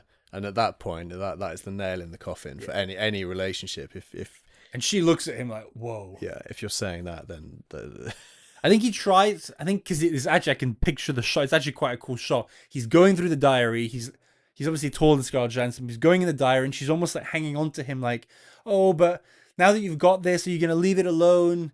And you've got your revenge, and you got your revenge for your wife. And then he says, I don't care about my wife. And it's like, this is about much bigger things now. And yeah, her look and stuff. So I think the jealousy thing, sending Olivia, and then this is just like the 3 steps of his like descent into being a full-on villain. At this point, he's like, okay, well, you're irredeemable. Then we see Borden do his show successfully. I think this is where he's using, because when he has the silly mustache and stuff, he's using the electricity, the Tesla-esque electricity. Then Fallon gets kidnapped because they need the code for the diary. So Angiers captures Fallon with Michael Caine's help, which is important because Michael Caine's supposed to be the good guy, but he still does participate in some pretty dodgy stuff. Buries him alive. Tesla note. Then the dinner with Fallon, Borden. So this one, Borden, they come to the dinner right after freeing Fallon from the grave. Yeah. So we know that they're the same that they were when the kidnapping happened. And then Borden there gets drunk and is horrible to Sarah. So we know that it's Freddy. Yeah. So that's how we know that the one that was kidnapped was Albert. Yes. But yeah, that's a pretty harrowing scene between everyone involved. Because the daughter's there, she's seeing it. Freddy's being a dick to Sarah. Olivia's witnessing it all. Sarah probably has suspicions that Borden is having an affair with Olivia, and she gives her the cold shoulder. So not a fun scene, but quite an interesting one. I think it's important as well to make you as a viewer feel like Borden is still a villain. A dick. Yeah. And that's that scene. You're right. Yeah. And you don't know, obviously, as first time watching, that there's 2 of them. Yeah. No, that's a really good point. Because you have just seen him be blackmailed and stuff. So a bit like, I think it's the same as the breaking of the leg. Is like, we can't let us become too sympathetic. So they do this push and pull with both characters. Completely. Yeah, which is really smart. Really good writing. Then in Colorado, we see Edison's men, which kind of adds the tension there. Then this is it. Then we see, so this is in Borden's diary, is the scene of Olivia coming to him, which is kind of a flashback, because at this point, we're going back before the main train of the story. But this is... So this is Angier's reading the diary of Borden and him talking about that scene. And we see the end of the scene where she says, yes, he's told me to come to you. He's told me to say that because he thinks I'm going to steal this and give it to you. But actually, I'm coming to you for good because I hate him. He sent me out like an errand boy to do this. And like, he's the worst. And this is where in Borden's diary, he says, and then there you are reading my diary. Fuck you. And that's the end of Borden's diary. So it flashes up to Angier is in Colorado reading that and getting so angry because at this point he thinks, wait, if all of this is fake, then everything is fake. Yeah. And that's when he goes to Tesla and he says, you never made him the machine and everything. And he's like, yeah, no, basically he's like, yeah, no, none of that. But I think they've already had the fail experiment with the hats. And this is where they do experiment with the cats. With cat, yeah. Which is as a cat lover, you don't want any harm to happen to them. Obviously when you review, you rewatch. When you rewatch, there won't be. But it's a hard scene for that. And then at least you're like, okay, well, nothing bad happened to the cat. And then it's such a cool scene when he goes outside, sees the cat playing with its duplicate, and then you see the pile of hats. Yeah. And you just, it's a duplicating machine. Yeah. There was a moment I had on my most recent rewatch where you see all the hats, and it doesn't feel like he's gone that far outside of the building. And you think, how have they not seen these hats? Yeah, it's true. In the book, they don't do the hats is very cinematic because it looks great. In the book, it's a bar of metal which got moved and then must have rolled down the hill. So there it's kind of the opposite. Like, how did he find this like metal bar? But yeah, you're right. I don't know how they didn't see it, but I guess maybe it is far enough away because it's a big property. I guess you have to make that assumption, but it's just that they're out there, like they're very visible. Yeah. Also, well, we can talk about more the analysis of the quotes, but it's also one of the best lines is, so which one's my hat? Oh yeah, they're all your hats, Mr. Angier. Yeah. So at this point, the Borden diary is finished. So anything from his point of view is just showing the past. Yeah. So Albert tells Sarah that he loves her, but at this point she's kind of too far gone. Oh yeah, in this scene in the dinner scene, you see Sarah like gulp her drink, which is the first foreshadowing that she's becoming an alcoholic. Yeah, this is what scene I was telling you about. So Albert tells Sarah that he loves her, and this is the one where she's like, it hurts so much on the days where you don't mean it. I think she says there, I can't live like this, which again is foreshadowing she's going to kill herself. This is the one I was telling you about where they meet out there and about the shopping and where they talk and you don't know which one said it. Because Albert says to Freddie, he's like, can you please try and help me? Can you please go to Sarah and like reassure her and stuff, because like we're in a really bad place. And then Albert goes to Olivia, and this is where she kisses him and he pulls away. I was pretty sure the first one that they just shared, like obviously I know they loved one, but I thought physically at least they shared both women.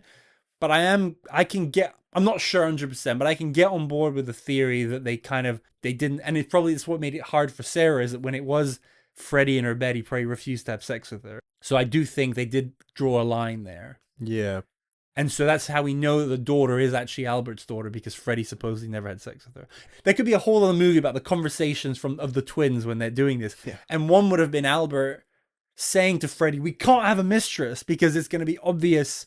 It's going to be obvious to Sarah sometimes that you're sleeping with Olivia, and she's going to think that I'm cheating on her. Yeah, it was a bad mistake, really. Well, but the thing is, from Freddie's point of view, he's like, yeah, but I'm not having sex with your wife, and I don't want to because she's your wife. Like, I need to be able to have someone as well. So it was kind of a flaw in their plan. It might actually have been simpler if they had just shared Sarah, but that's President's whole ethical dilemma. This is one of the very interesting difference here with the book. And then back to Colorado, Tesla's gone, but the box is waiting for him at the hotel. Tests the machine in London, and this is Borden reading Angier's diary at this point of him testing the machine, and it cuts off before knowing the results of the test. So you don't know that he's duplicating himself at that point. It stops with Hugh Jackman going the electricity, and then it says, wouldn't you like to know how this go, Borden? Sitting in your jail cell, framed for my murder. And you're like, what? Because this is another thing. Obviously, the diary takes second, third position in the intrigue once you know it, but actually on first time you are like, wait, what? They're each faking their diary to each other. Like, it is a mindfuck. Completely.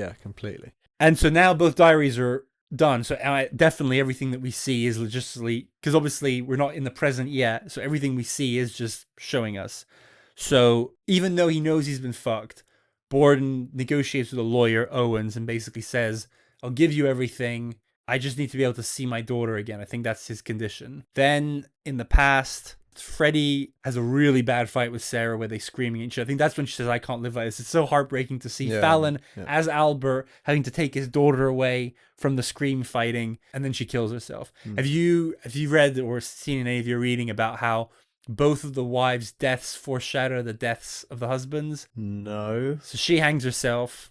But in the same way that, I know it's not her husband, but she hangs herself, and then Freddie gets hung, and Julia, the first wife, drowns in the same way that all the I hadn't picked up on that. It's a very tragically poetic thing. Yeah, which is a little bit like a very subtle nod to the whole Shakespearean vibe. Yeah, very much so. Then Borden's back from Colorado, hires Michael King, gets his show up and running. This is where Freddie, so this is post-suicide. Scarlett Johansson is basically saying, like, you must be devastated. And Freddie, the one who does love Scarlett Johansson, basically seems a bit unfazed. Yeah. And he has this, I mean, this is actually Freddie being sweet, because he says there were two sides of me. There's the one that loved her, but the one that loves you. I think he actually says there were two parts of me, one that loved her, one that loves you, and the one sitting here is the one that loves you. Yeah. And it's actually it's actually one of the only moments that Freddy is sentimental in the whole movie, because the thing with him and Scarlett Johansson is not well developed, which is probably one of the problems why her performance isn't super interesting, because there isn't more substance to it. Yep. But that scene, I think that scene and the ones with Hugh Jackman are where she does her best work. And she is, we'll talk about the accent later, but I think she puts in as good a performance as anyone could have in that role. Yep. But despite Freddy telling her this cute thing, she takes it the opposite, which is understandable based on her point of view. She says, "You're saying this to me now. You don't care about your dead wife. You could be saying this to any woman in any restaurant. So basically, fuck you." And I'm pretty sure that's the last we see of her. It's not said that she leaves him, but there's no mention of her visiting him in jail or anything. So I think it's kind of implied that if she didn't left him then, she left him soon after. Then Borden sees Angier's trick the first time just to see it. He doesn't tamper it with there. And then there's a really interesting... this is actually one of the only times you see Freddy and Albert talk to each other. You see Christian Bale basically raging about the machine and saying, "I don't know how he does it. What's going on out there?" And he screams at Fallon, who is clearly Albert, "How have you not figured this out?"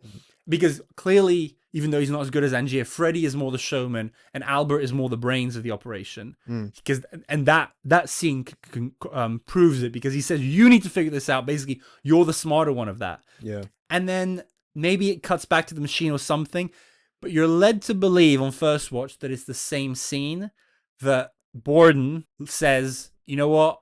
Let's just leave it. We're not going to be able to figure it out. Like, that's it. Don't go again, neither of us." But there's a slight difference of outfit. So I think what's happened is Freddy's gone to see it and got all angry about it. And then maybe they've gone to see it multiple times.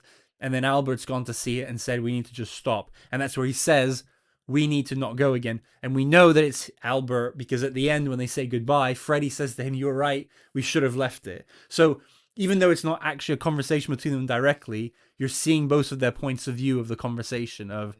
Freddy is angry and upset and wants to figure it out, whereas Albert just says, "It's too bad. We just need to let it go." Yeah. And obviously then Freddy doesn't listen to him. He goes, gets set up. This is where we do see the full scene of how he does try to smash the box, and he is save him, yeah. So even though he's the less ethical of the two twins, he is still horrified by the whole situation. Which you might think, well, obviously he's not a monster, but Angier at this point is duplicating himself in order to frame this guy for murder so he gets hung. So clearly the feud has got it to the point where they don't care about the other one dying, but it clearly shows that he's gone way too far. Yeah, completely. So the morgue, Michael Caine, he says later, "I saw you on a slab," is from there. The trial. And then in the present, Michael Caine asked to meet the Lord, and then Freddy is met by Angier in the prison, which is... how is he still... Because that's the thing we forget on rewatching. Up until this moment, when Angier appears as Lord Kudlow, we have not even a hint that he's still alive. No. So you're like, what is going on? And then, that's actually a heartbreaking thing when he writes down... So Freddy writes... We don't know what he's written down, but he says that he's giving him all the answers. And Angier just takes it and is like, whatever your trick is, I think we can agree that mine's better. Yeah. Another thing is, Hugh Jackman's been doing an American accent the whole movie to hide his identity. We'll talk about more in the characters. Yeah. But now that he's the Lord, he's back to a British accent. So he sounds even more like a douche. He's Yeah. like, I think we can agree mine's better. And he throws the papers and they fall down the prison. You can just see Freddy, you have that sometimes in movies where there's a really important document that gets shredded and you can see your life disappearing. And I'm really glad they did this, because it could be a nitpick otherwise. He screams and he said, that's the man I was supposed to have killed. If I didn't kill him, why is he here?" Because it's important. Because if they didn't do that, people would say, well, why wouldn't he just do that? It's like, well, Yeah. he tried and no one listened to him because they thought he was crazy. Then Michael Caine confronts Angier at the house and is horrified. Albert, as Fallon, says goodbye to Freddy. This build up to the finale, how basically you have Michael Caine and Angier is disposing of the machine at the same time as Freddy is sent to the gallows. Yeah. And then he's hung. I couldn't hear it. Do you know what his last words are? Abracadabra. Yeah, but he's really, really muffled. Yeah. And I think even once I tried to rewind it, I couldn't hear it, but then someone else said it, and I was like, okay. And now, once you know, you can definitely hear it. Yeah. And obviously it's saying, I'm about to play the biggest trick of all on you. Yeah. Because then it cuts to Albert turning up, because Michael Caine is obviously by this point, fuck this guy. So he's told, I don't think he knows about the twins thing, but he's told, he might even know about the twins thing because he said all the way through. Yes, but he's told, no, of course he knows at the end. Yeah, of course he does, because he's not surprised at the end. So he knows. Yeah. You actually see Michael Caine waving at the daughter when he's at the mansion. So I do wonder if he kidnaps her there. But because he's entered the whole bird scene that Michael Caine is doing throughout the movie, right? Yeah. At the beginning. That's basically what he's been doing to keep her entertained while waiting for Albert to come pick her up. Yeah. Right at the end. Yeah. But yeah, so Albert turns up, shoots him, they reveal everything. Yeah.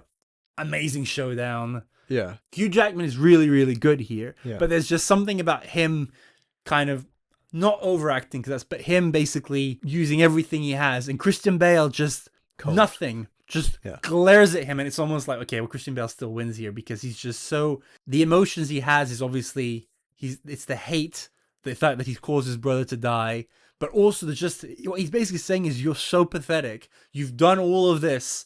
I think he says for nothing, and then Hugh Jackman's like, no, but it's for something. It's for their look in their eyes, and there is the bit where Angier says, "Look around you," which is a very magician thing, and Christian Bale just doesn't. He just like looks at him straight into his eyes, like, I'm not going to look at anything. All I'm looking at right now is you and how tragic you are. And then Michael Caine, bird trick, brings back, the prestige, and then gives the daughter, and they're reunited, and that's the end. Yeah, I mean, it's a unique film, isn't it? It's a hard one to follow, but there's so much detail. That's the thing, rewatching it again through someone else's eyes for the first time, it's so complicated with 146 time jumps, but I do think your average moviegoer who's giving it their full attention will be able to follow what they're supposed to follow. Yeah, definitely. You're led down the path. But I think that's not a given. I think this idea, doing this complicated story with all these time jumps, in most people's hands would be a complete mess. Yeah, completely. But he manages, so the ultimate trick is that he manages to do this in a neat way. I think we can do it in like a minute. Do you want to do the story really quickly in chronological order? Yeah. So they're both working as assistant magicians to this guy in London. Angier is his wife. They're both very ambitious in different ways. And Borden wants to do this fancy or not. Freddie, of the two, wants to do this fancy or not. Does it with the consent of the wife. She accidentally drowns. Show gets cancelled. Both of them are kind of unemployed. Albert tries to make amends by coming to the funeral, at least apologizing. Angier clearly is not having any of it. Borden meets Sarah. They move in together. Brings on this Fallon, which is actually, so that they've always been twins. They've now figured out with the Fallon thing how they can both be. I think the idea is that he's going to go out on his own, and to do that, he's going to do the transported man. But to do that, he needs to have his brother nearby all the time, because I don't know what they were doing before they had Fallon, but they probably were just like, one was staying at home and one was coming. But as soon as you have the relationship and you start properly working on your own, you need to have a cover story. So they develop the Fallon cover. They do their first show, which involves the gunshot. Angier comes in as revenge for his wife, puts the bullet in, shoots the fingers off. A few days later, Freddie has to chop his own fingers to keep up the facade. Borden seems somewhat satisfied with his revenge, but his career is still in the shitter. Michael Caine finds him. They put together the show together. One of the first things is about the disappearing cage.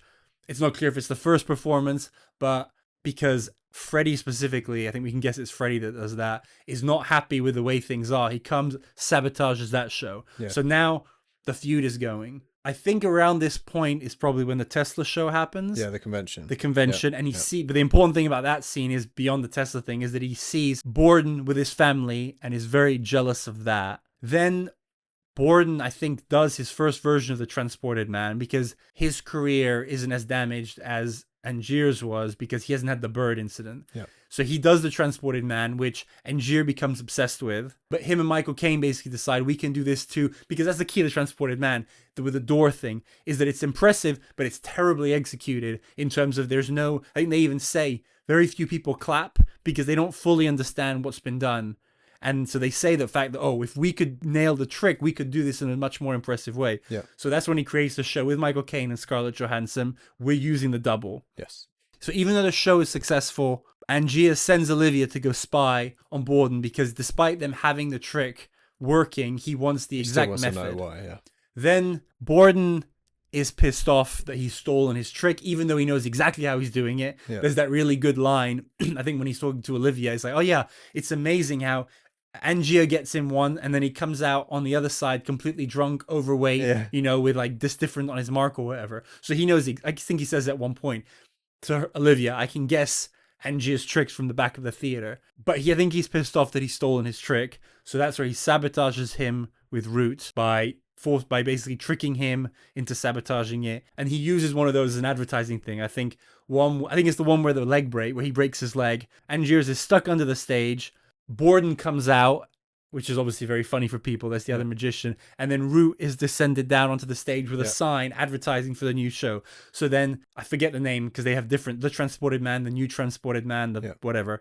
Then Borden opens his show, still doing the Transported Man, but using the electricity, Tesla-like electricity.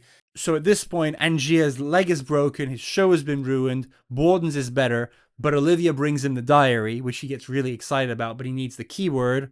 He says the whole, I don't care about my wife. He kidnaps Fallon to get the keyword, gets the keyword, it's Tesla. He then fucks off to Colorado. He basically, in the book, it takes him weeks and weeks to get to Colorado because obviously it is still the 1800s or whatever. But the point is, he goes on this very long journey and based on a comment later, is gone for 2 years. During that time, clearly things get really bad in the Borden household where Sarah starts drinking and she can't deal with the two of them. But it seems like professionally they just keep going as normal. Angier comes back, does the new trick for 100 shows, advertises only going to be 100 shows, hugely successful, is seen as like the greatest magician ever because of that. The two brothers go and see it. Albert says, it's great, but we know he's not doing it our way, let's just drop it. I can't remember exactly what he says, but it's basically we need to drop it. Yeah. Freddie says, no, fuck that. Yeah. Goes in, falls into the trap, gets framed for murder. Everyone thinks Angier is dead. He gets framed for murder. He gets approached by this lawyer who's representing Lord Cudlow, who's actually Angier's. He was born into this Lord's family, and then there's a comment earlier from his wife about, will you have a double identity too? And he says, I don't think changing my name is as big as this. But I always thought in the past it was kind of a Count of Monte Cristo thing, where now that he was rich, he kind of created this Lord character. But he was actually always Lord Cudlow.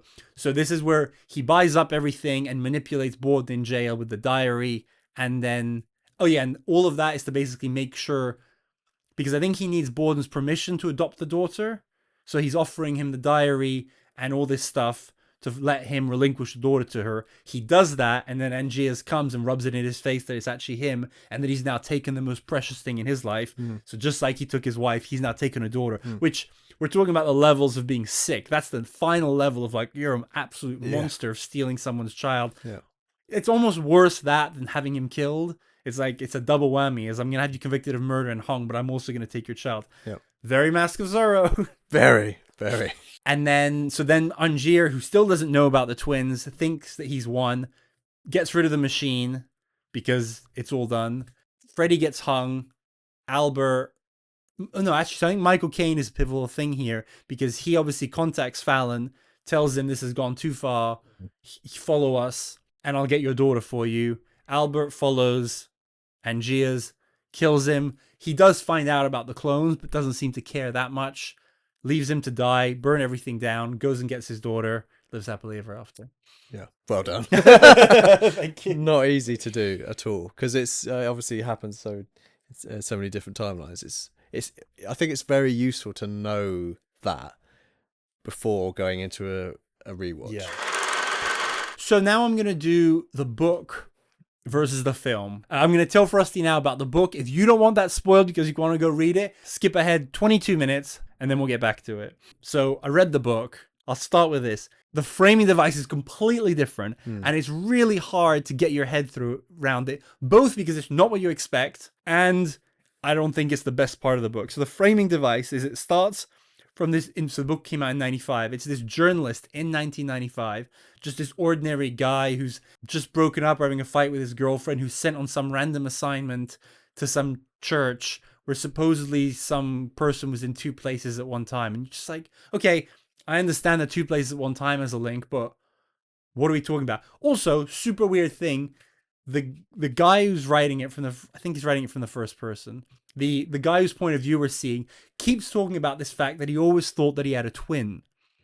Apparently there's a link that twins have, at least the book says that, and he always felt like he had this link with a twin, but there's no evidence that he ever had a twin. So there's like 30-40 pages of this, and you're like, what am I doing here? And the other important thing is this guy was adopted. Don't even remember what his given name is now, but he was a Borden. So he's a descendant of Borden. That's made clear fairly quickly. Yeah. But still, you're like, okay, I get the link, but what's going on here? And then he comes to this house and meets this woman called Kate, who turns out to be Kate Angiers. So in the 90s, they're basically the great-grandchildren of the Borden and Angiers that we know. And Kate basically says, I've brought you here because there's some crazy stuff that happened between our family.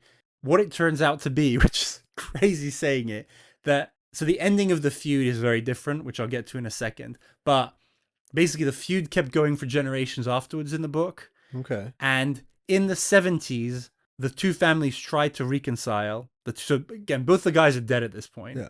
But the two families who know about the feud, they get together, and this is where Kate, that we see as a child there, and she meets this little boy called Nicky. So she's an Angier, and she plays with one of the Borden kids. And the parents spend all night trying to figure things out. It's never told exactly what they talk about. And then finally they go into their basement where they've got the machine. Basically, in the basement of the Angier mansion, the machine still exists. And they obviously have some fight about using it. And I think the Angier patriarch might say that he's going to do it to make a demonstration, because clearly the Bordens want to understand this machine. But eventually he chickens out and he throws the boy, Nicky Borden, into the machine. The machine does its thing, and then Nicky's dead. And so Kate has this traumatic memory of, because she wasn't supposed to be there, but she snuck in, has this traumatic memory when she was a child of seeing this little boy die. And her whole family just hid it. She asked people, why didn't we call the police? There was a murder, blah, blah, blah, like what happened? And they basically realized that this little boy is the guy. And that's why he has this twin thing, because he was put into the machine as a child. And this actually takes me to one of the very important. So first difference is the framing device is different, obviously. So you start with this, then you get Borden's diary, just all in one go. Then you get back to the two of them in the present for 10-20 pages explaining some more stuff. Then you have Angier's diary in full, beginning to end. And then you kind of have so at this point, you get their stories in one go. And the Angier and Borden don't read each other's diaries in the book. You just have these two diaries that exist that these people in the present have read both. And at the end, you kind of have the ending in the present.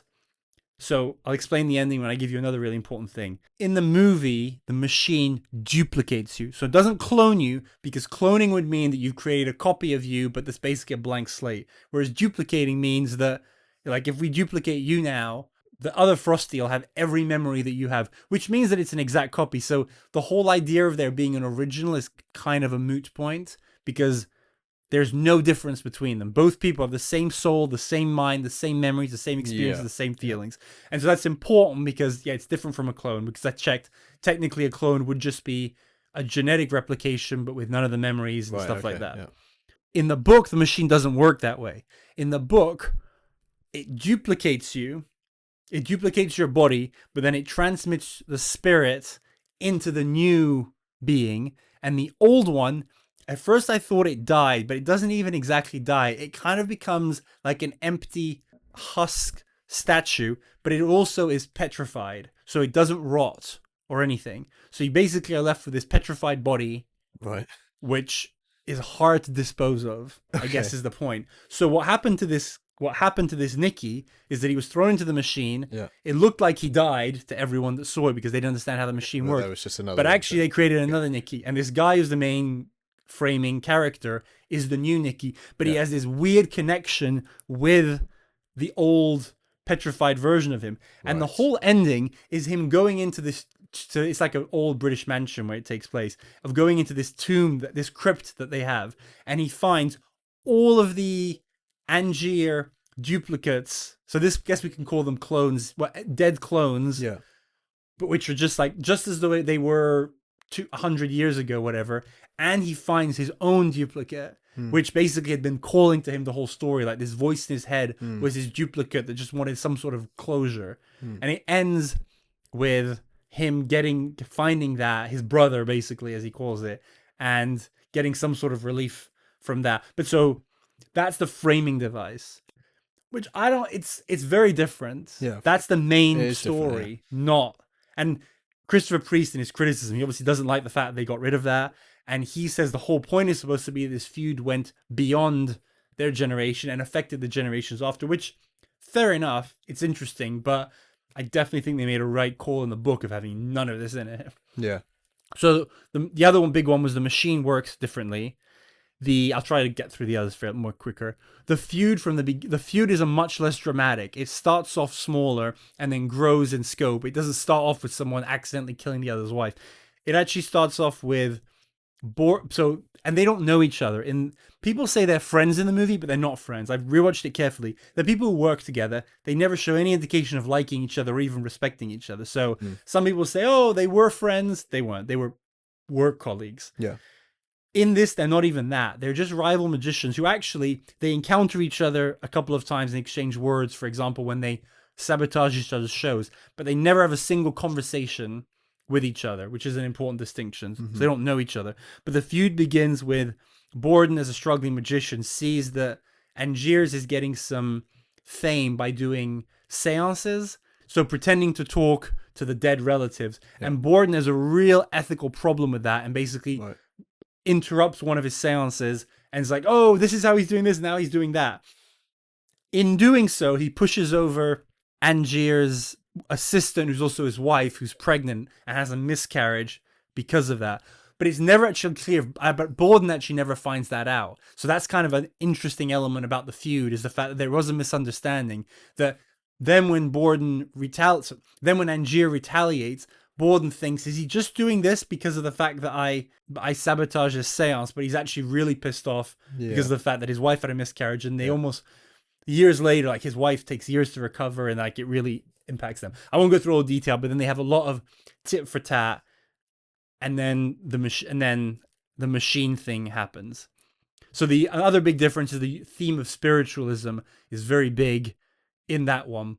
Mostly with the whole use of seances, and then also something I'll tell you about in a minute. The other thing is about the clear bad guy. So I think we can agree that in the end, Borden is the better guy and Angier is the bad guy, right? Yeah, they're both bad, but Angier is worse. But Albert, I don't think is bad at all. I think he's the victim of it all. Yeah, somewhat, yeah. And Freddy is, but I think we can agree that the overall villain is Angier. Yeah, definitely. In the book, it's not the case. You go back and forth, like, so because you read, this is a very interesting thing that they decided not to do in the movie. You read all of Borden's diary, and you go, wow, Angier, just like in the movie, he's awful. And like, especially the beginning bit where you're like, why did he escalate it? Just because it seems like a real ego trip, the fact that he decided to start this feud, because Borden, after the seance thing, actually has misgivings, and he goes to apologize, and he sends a letter to Angier apologizing, and then he gets it sent back to him in shreds. And you go, oh yeah, okay, Angier's a real asshole. But then you read Angier's side, and you realize that he's dealing with his wife having a miscarriage, so he's in no mood to calm it down. And both of them do at various points try and end the feud, but basically each time they do that, the other one is too angry, so it goes back and forth. But in the end, they both do bad things, but the worst things they do, like the miscarriage, are accidents, whereas Hugh Jackman does really bad stuff on purpose. Yeah. Something like the Olivia being sent away, which happens, as I mentioned, she offers to do it. Yeah. And Angiers initially says, I don't want to do that, but she insists. So that definitely changes him. And there's nothing about him saying, I don't care. Well, and Angiers he never says, I don't care about my wife, because his wife isn't dead. But he never says anything like, I don't care about my baby and stuff. So there's never that villain turn. And again, the author was really angry about this. He said, you turned my really interesting, both flawed characters into a very cliche villain in Hugh Jackman, which I get when this is your starting point. But that's what you've just got to see as two different works of art, because this clearly it's a choice to make it a villain. Yeah, very different. Another important one is Borden basically being, even though they do the Albert Freddy thing and they do have differences, rather than having two lives, they very much share the same one. So they they both love Sarah and they both love Olivia, and they both take part in everything. It's not a case of them sharing two halves of our lives, but it's that they both live both lives. So that's an important one. Then the other important one, when Borden writes his diary, he doesn't reveal that he's a twin, but it's very heavily hinted. And in Angier's diary, the theory of the twin is talked about openly from the beginning. He does push back on it, but it's very clear to him about the twin thing. The twin thing isn't this big twist at the end. Right. It's very much out there. And that was another thing that Christopher Priest was annoyed about, because like, this wasn't supposed to be the twist. The twist was supposed to be these other things. It's like, great, but Christopher Nolan decided to make it the twist. Yeah. And I think that you could criticize, the one thing you could criticize in the movie is that surely someone would have thought that about the idea of it being twins. Yeah. And apparently it was a common thing in magic that twins did actually do this. Yeah. But obviously from Christopher Nolan's point of view, even if you had someone suggest it, that would, you would think of it then and be like, well, that's obviously what it is. So I'm glad they did it differently. But they do have a very long, complicated thing where there's a journalist who looks into the twin theory. This is in Angier's diary, and finds all this proof that it's not true. So he goes off the scent, and then he comes back to him later on and says, oh, actually, it turns out everything was forgeries and he is actually a twin. So Angier does actually know about the twin thing for sure before the ending, which I'll get to in a second. So this is a fun little one. What would you do if you had that machine and you could duplicate anything? Duplicate anything? Yeah, and I'm looking for a very easy answer here. Well, yeah, I mean, money. Okay. Yeah, you would... There's no mention of that in the movie, and you don't need to, but there is in the book, which is interesting. Okay. First of all, you know what would be the problem about duplicating our money now? You'd have duplicate serial numbers, because you'd be duplicating it. So he says he does it for a bit, but he doesn't want to get into trouble with that. Yeah. So what he starts doing is every time he does the duplication, which even though the original isn't alive anymore, it still is you still have two of whatever you've put into the machine.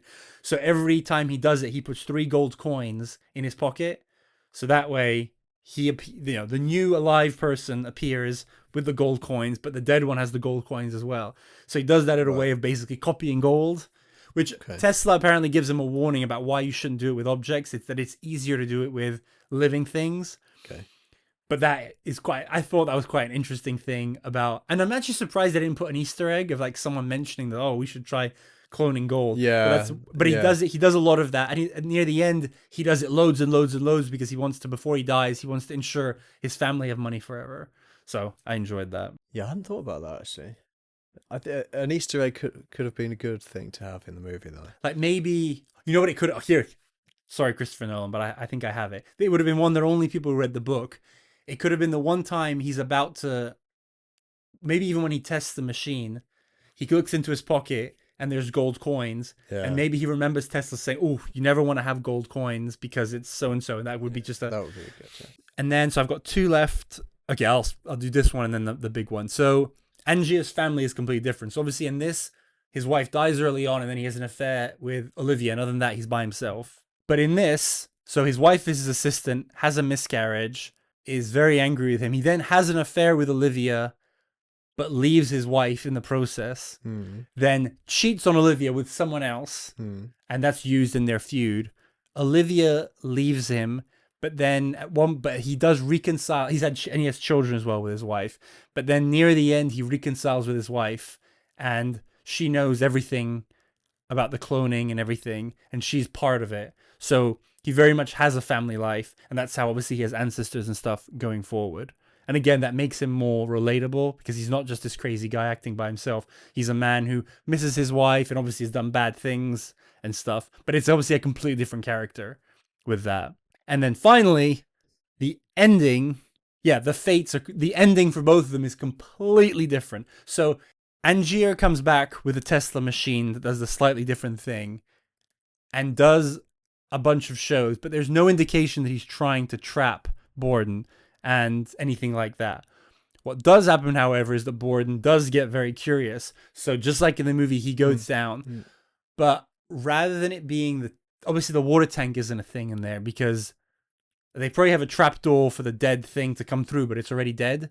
So you don't need to drown it or anything. Yes. But what happens is he goes downstairs, and just like in the movie, you know, the electricity is sparking and stuff, but it goes completely in overdrive. The room under the stairs gets filled with smoke, and Borden actually thinks that something really bad is happening. So he clicks the off button on the machine. Again, and he's not doing it maliciously. He's just doing it because he thinks the machine is malfunctioning, whatever, because he's like so overwhelmed by it. But what happens is that turns the machine off mid-trick. Right. So what happens, and I was reading this and was like, what? So what happens is he only semi-transports himself, which means that Angier gets split into two. Whoa. He has his original self that's still on the stage that is 1/6 lighter than what he is. Okay. And also gets very ill very soon and basically dies within a year or two and also has no strength and just gets tired at everything. So he loses it's almost like obviously you would die if this happened in real, but it's just the idea that he's lost a part of himself and now he's just very ill and dies very quickly within maybe a year or two. It's not like it's immediate, but then what he's created, the 1/6 of him has created basically a ghost of himself. Okay. So, and the ghost understands what has happened and doesn't actually go back. Let's call the bigger one the original, and the ghost. And the ghost is translucent. Like basically, in certain ways, he can be seen by people, but not obviously. So he looks very much like a ghost. And what's and the thing is, the ghost goes to the machine to see what happens. Yeah. And in Borden's diary, he describes how after he's getting out of the stage from this, he saw Angier's, but he looked transparent and he looked like a ghost. And you're reading it and you're like, wait, what? And then actually, I'll tell you from this point of view. So Borden sees this and gets freaked out, and then says a few weeks later, he found out that Angier had died. Yes, he says that Angier had died. And he's like, okay, that was weird. It was a bit sudden. 7 weeks later. And then sometime after that, he's in his room between a show and he sees the ghost of Angier come at him with a knife and try and kill him. And they have this confrontation, but eventually the ghost just decides not to, throws the knife down and floats through his door. So he's like, what the fuck just happened? But the knife is real. Yeah. And then I think that's where, and then he says, nothing was the same. I'd lost a part of myself. I just went on doing magic, but I never did the transporter man again. And then when you read the Angier diary, you understand what happened with the ghost. It was the ghost version that went down to him. And then also the ghost version lived this miserable existence for a few months in London, basically not being able to do anything, but still needing to eat. And then basically said, I'm going to kill Borden as revenge. But then he didn't have the chops for it. But then the Borden that he did that to dies of a heart attack a few days later because he's so traumatized by the whole ghost incident. Right. But there's still another Borden that's left alive, and that Borden is the one who writes the last passage in the diary where he basically says, I've lost a part of myself. So he's lost his brother, and he basically just, goes off into the sunset, not in the good way. Just like, I've lost my brother. I can't do my trick anymore. I'm really confused about what happened to Angier, because what actually happened to Angier is that even though he never planned to frame him, that was it. I've correct myself. He had planned to do the 100 shows. The idea was that he was going to fake his own death, because obviously he could do that because what's left behind is just a body. Yeah. So he could just basically, teleport, duplicate, run off, become Lord Caldlow, which he always was. There's a whole backstory about his brother. Basically, he grew up in this aristocratic family. His brother was the eldest. His brother gave him an allowance until maybe 21 and then basically cut him out completely. He had no involvement with the family. He was cut off. But then his brother dies while he's in Colorado. So he basically comes up to be Lord Cudlow. So that's always been part of his identity. But so his idea is, because Angier is a fake, Robert Angier is a fake name. So his idea was to just kill off Robert Angier and to go back and be the Lord. So he basically does that, but not before the whole splitting happens. So he does that, which is why Borden thinks that he's dead. Then he goes to live as Lord Cudlow, whatever, but gets really, really ill. And after a while, his ghost comes back to him and basically says what happened. And they live out the rest of the main, and they introduce the ghost to everyone, to the wife, to the kids. Whoa. So they're like very transparent about it. They bring the machine. Eventually. No pun intended. they bring the machine to the mansion and install it there, which is why it's there later on. So the main Angier dies from like these horrible like cancers and stuff. But then the end of the Angier diary, which is written by the ghost at this point because it goes beyond Lord Cudlow's death. Yeah. Says that the last thing he's gonna do is that he set up. If this is actually crazy based how weird everything else is. This ending, he set up the machine. So after he died, Lord Cudlow got put into the tomb, in the family tomb that I mentioned earlier. And so the ghost's idea is that he's going to set up the machine to try and transport himself back into the body of the dead Lord Cudlow, thinking, because the other thing is he thinks he's immortal as a ghost. So he figures either it'll kill him or it'll reunite him into one being. Okay. And that's where the diary says, I'm about to do this, and then stops.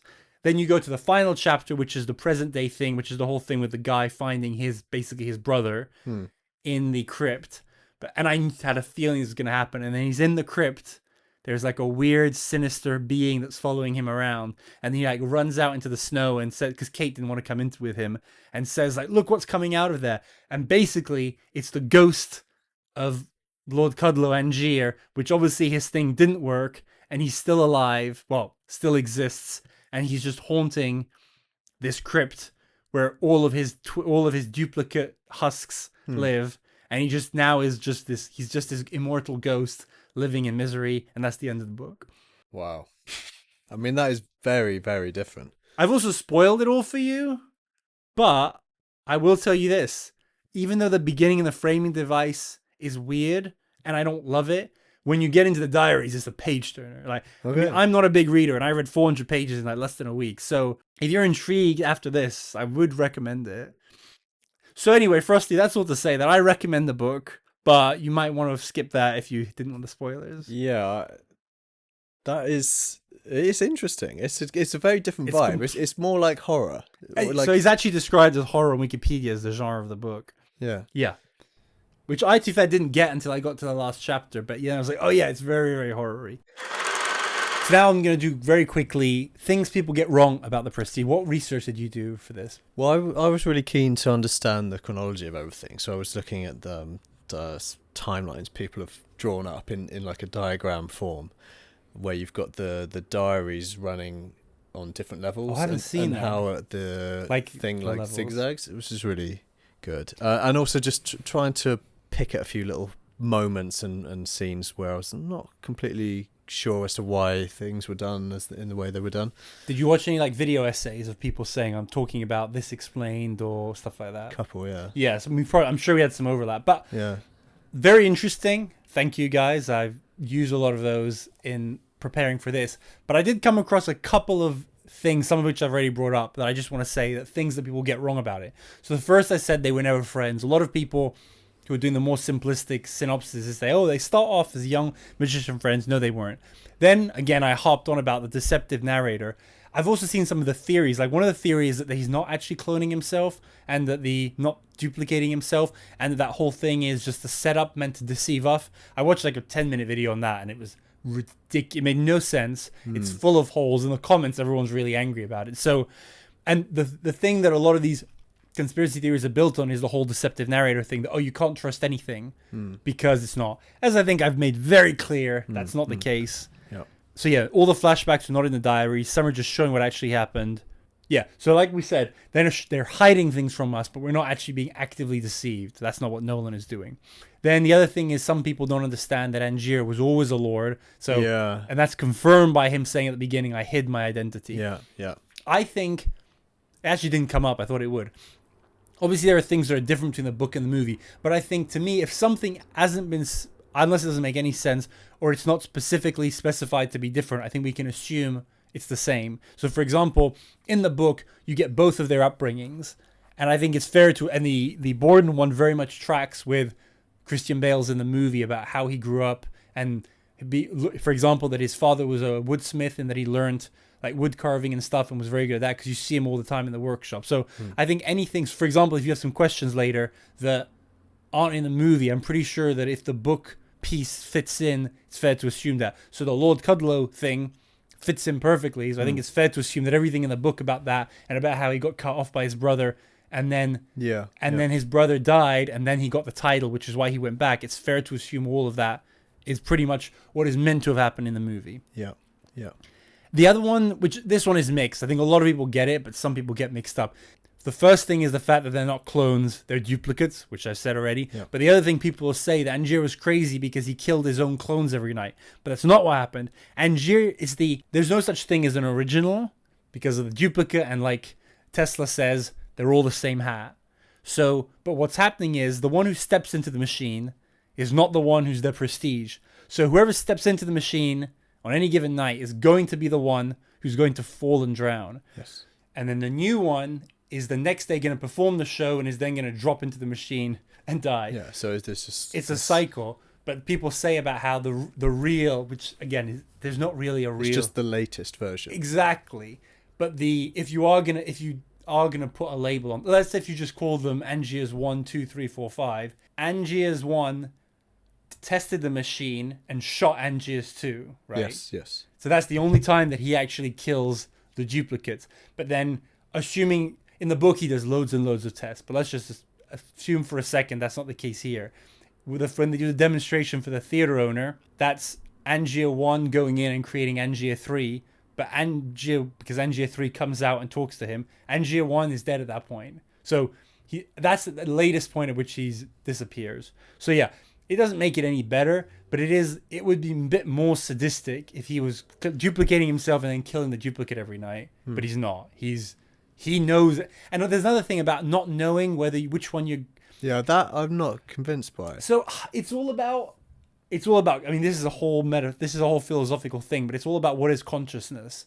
Yeah. Because it's possible that basically this consciousness is being... Because if you think about it's having all the memories and stuff, if you're the Angier's who's the prestige, to you, it's like you did just get teleported. Because a minute ago you were on stage, you remember that, and now you're up here. So if you're that guy, great. But if you are the consciousness that stayed in the body and gets drowned, tough titties for you. Yeah, I guess it does make sense. But that can quite easily throw you off a bit. Yeah, it can be a bit confusing. Another thing, this is one that I thought about that people might... It's not something people harp on about, but I think could be a nitpick. Is there's multiple points where one of them is picked in the audience by the other. And you may say, well, how would you know that you're going to get picked? Because a lot of that depends on, like, Borden knowing that he's going to manage to go and look at the machine, and Angier knowing that he's going to. This is a bit out there, but in the book, they talk a little bit about the process of picking your volunteer and how you want to look for certain things. So, for example, you don't want to pick someone who's too drunk. You don't want to pick, like, someone who's too attentive. You want to pick someone who looks a bit dumb and stuff. So I think from a magician's point of view, they would know what a magician is going to look for, and they would learn how to replicate that. Yeah. So that's just a little one. My two nitpicks, and even these, I have an answer to them, but I'm curious whether you thought of them. My first is, Borden tries to break the glass box right to save Angier's because he thinks he's accidentally drowning. Yeah. What would have happened if he'd managed to break it? Angier's would have been fucked because everyone would have realized what had happened. Yeah, I mean, it would have been a different ending. Yeah, and so at first I was like, wait, but why would you have a hammer there if you didn't want that to happen? But is it a hammer? It's not a hammer, it's a wrench. Okay. So basically, he obviously didn't put a hammer because he didn't want that to happen. Bit clumsy to leave a wrench. Yeah. But so it's not a plot hole, it's not even a nitpick, but it's a hole in Angier's plan. If it's a wrench, perhaps he was leaving it there to try and aid in the whole framing thing. No, because if he had done it on purpose, he wouldn't have tried to open it, would he? So, because Michael Caine, who's inadvertently part of the framing, because he sees that someone's gone down, and he's the one who catches him down there, thinking that he's replaced the dummy lock with the real...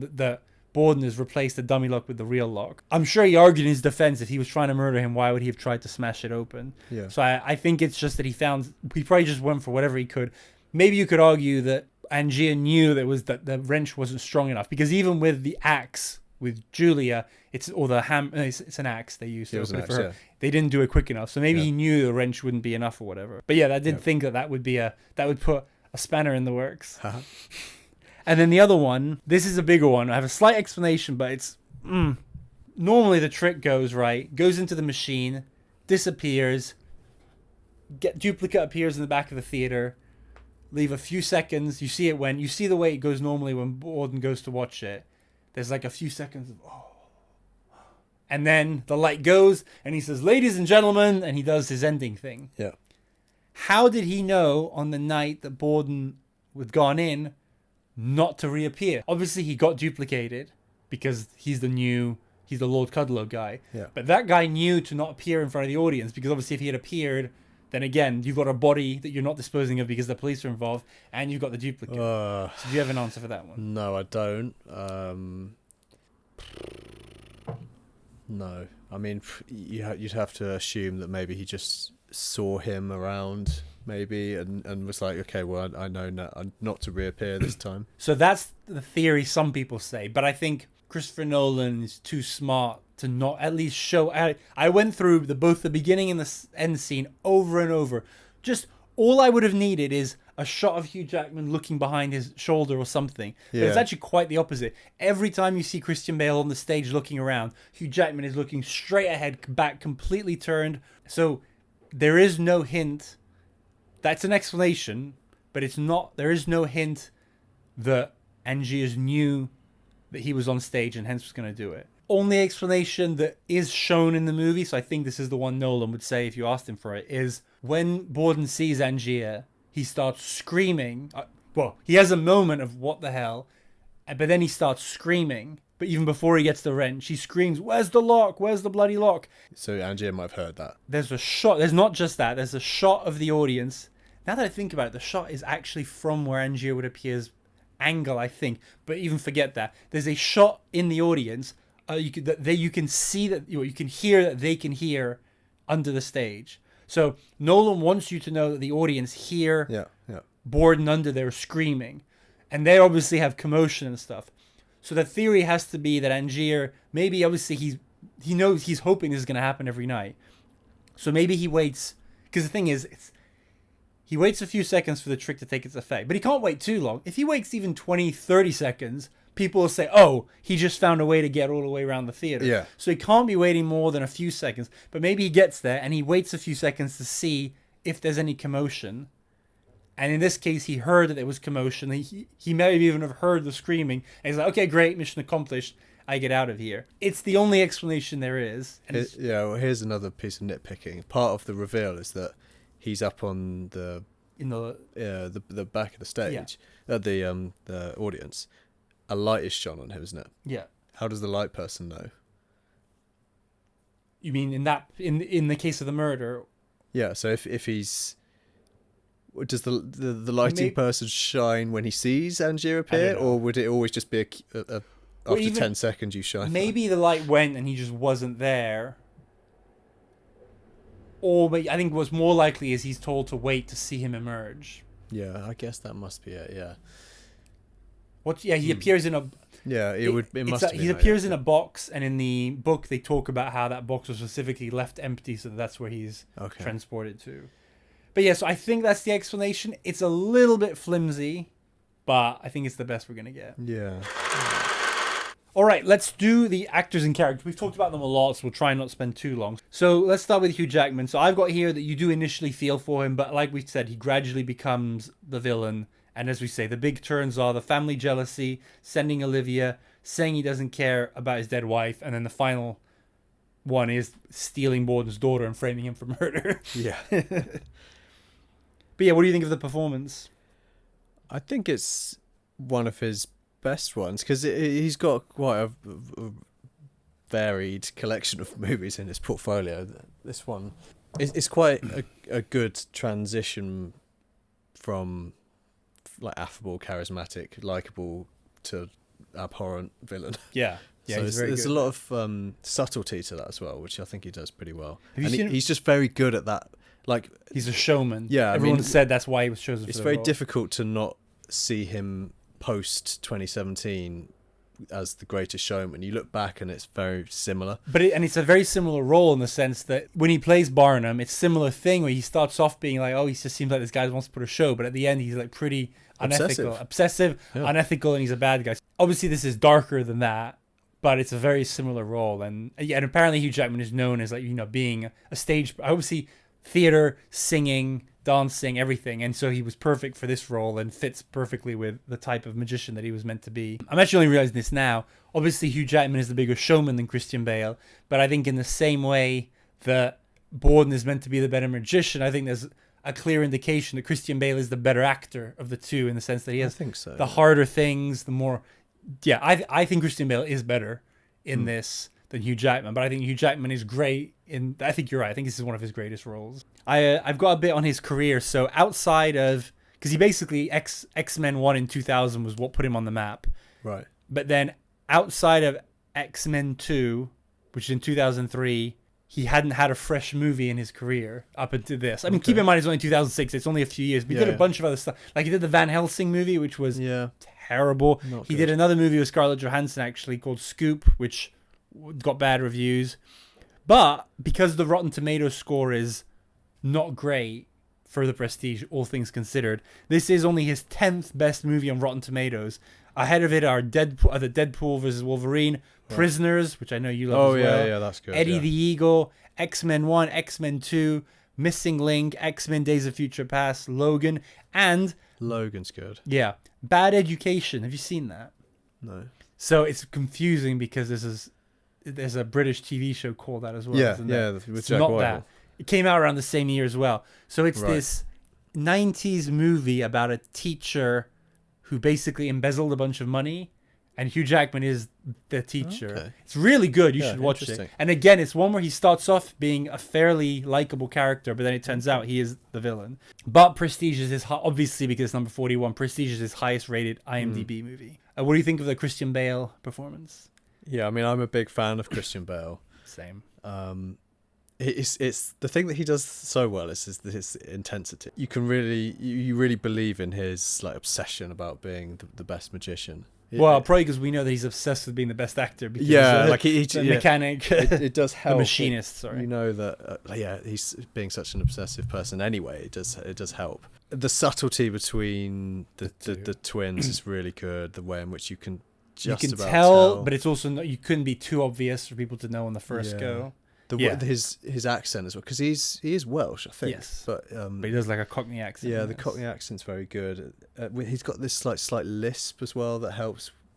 I don't know, it just brings the character to life a little bit more. Yeah, I think especially when you understand the subtlety of the two roles and you rewatch it with that. The Freddy character is much more what you're used to with. It's very much in his wheelhouse of the more. I mean, he's he's got very, very broad range. Yeah. But I think that's probably the easier one to play. Like, just a bash and like horrible to your wife and stuff. But it's the subtlety of the Albert character, like when he's being nice and romantic, or when at the end when he's like saying we need to stop and stuff. But then I also think when he's doing the emotion of the Freddy character in jail is very poignant as well. When he realizes that he's been fucked, when he says goodbye to his brother, that's like, and then obviously saying goodbye to his niece as well. So yeah, I think it's must be one of his best roles, because we think of him as his better actor. Obviously, come off from Batman Begins, where he's great in Batman.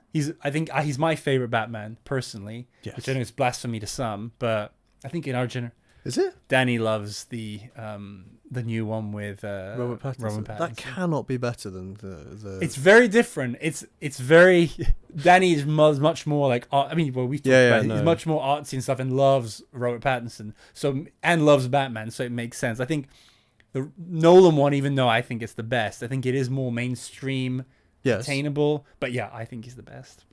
But I think, especially when you've seen The Dark Knight, you understand that the role of being a great Batman isn't giving the performance of a lifetime. It's just being really good at what you're given, because obviously Heath Ledger is giving a much better performance in The Dark Knight than anything not better in terms of, you get what I'm saying. I'm not saying that Christian Bale's doing anything wrong, but it's all about what you're given. Yep. And I think Christian Bale is given more to do in this than he's given in the Batman. Yep. And so we think of him as being this great actor, but the fact is that it wasn't always the case. So Batman Begins, he's very good, great. But it's not like he was being nominated for Oscars for or anything. No. And he'd done The Machinist a few years before, which I think everyone appreciated the effort he put in that more than anything. It's not a fun movie to watch or anything. It's pretty horrible. It's horrible, yeah. But he's a great performance. But he'd done Reign of Fire, which is like a dragon movie, Right. and Equilibrium, because it's a silly dystopian future movie, which were both, neither of those were fresh.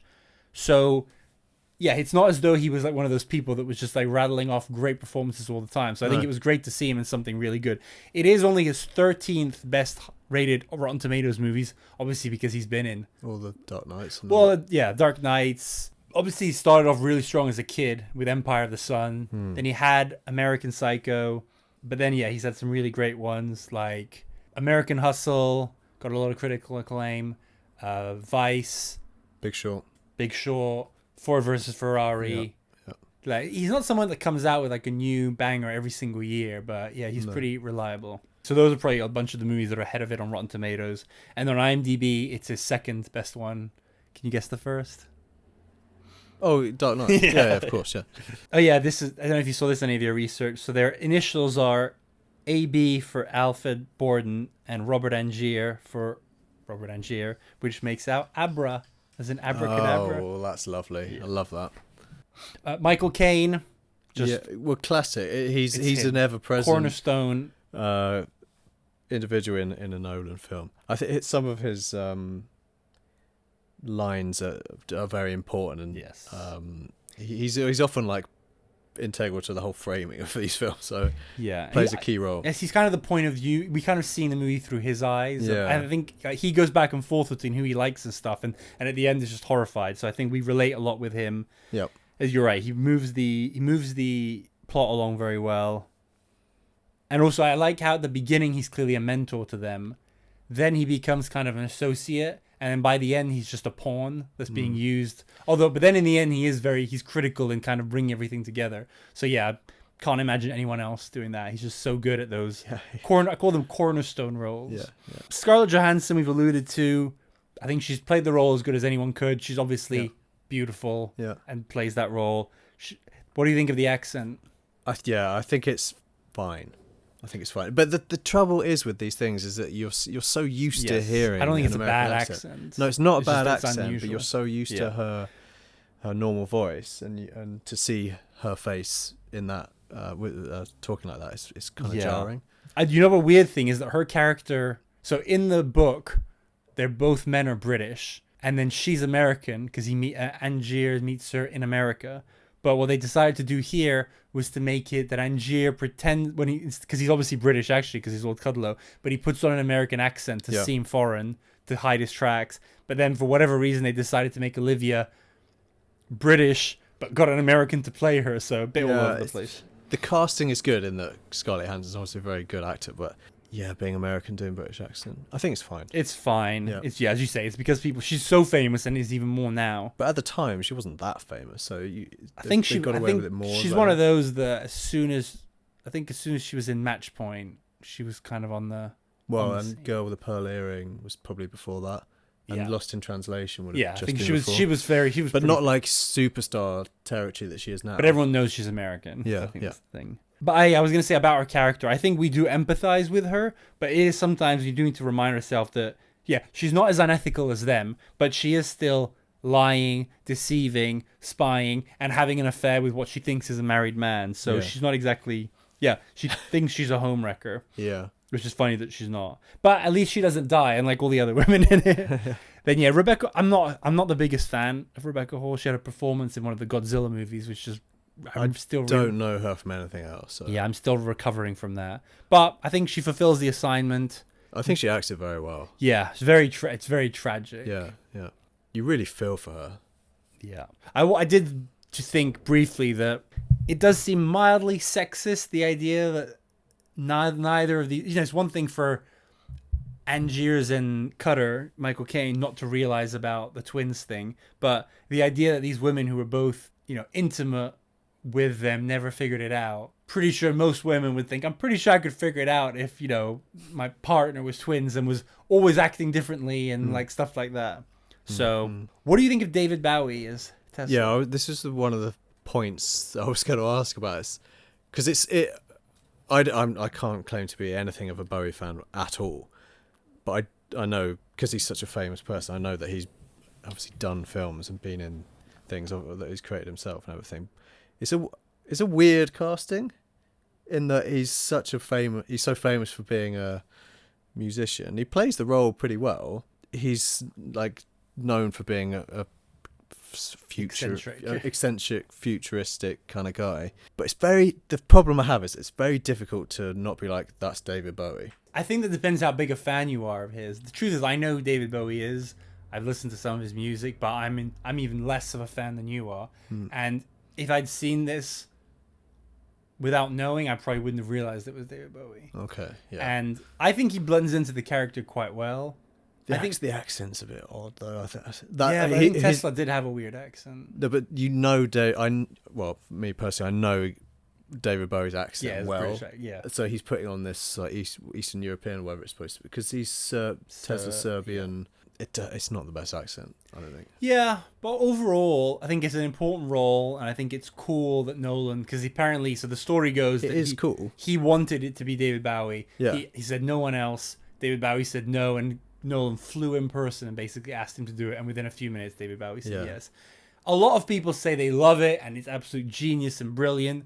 The writer, Christopher Priest, slates it, said this is awful, there's a terrible performance, terrible casting everywhere. I think in the end, it kind of falls somewhere in the middle. Yep. I think it's not bad.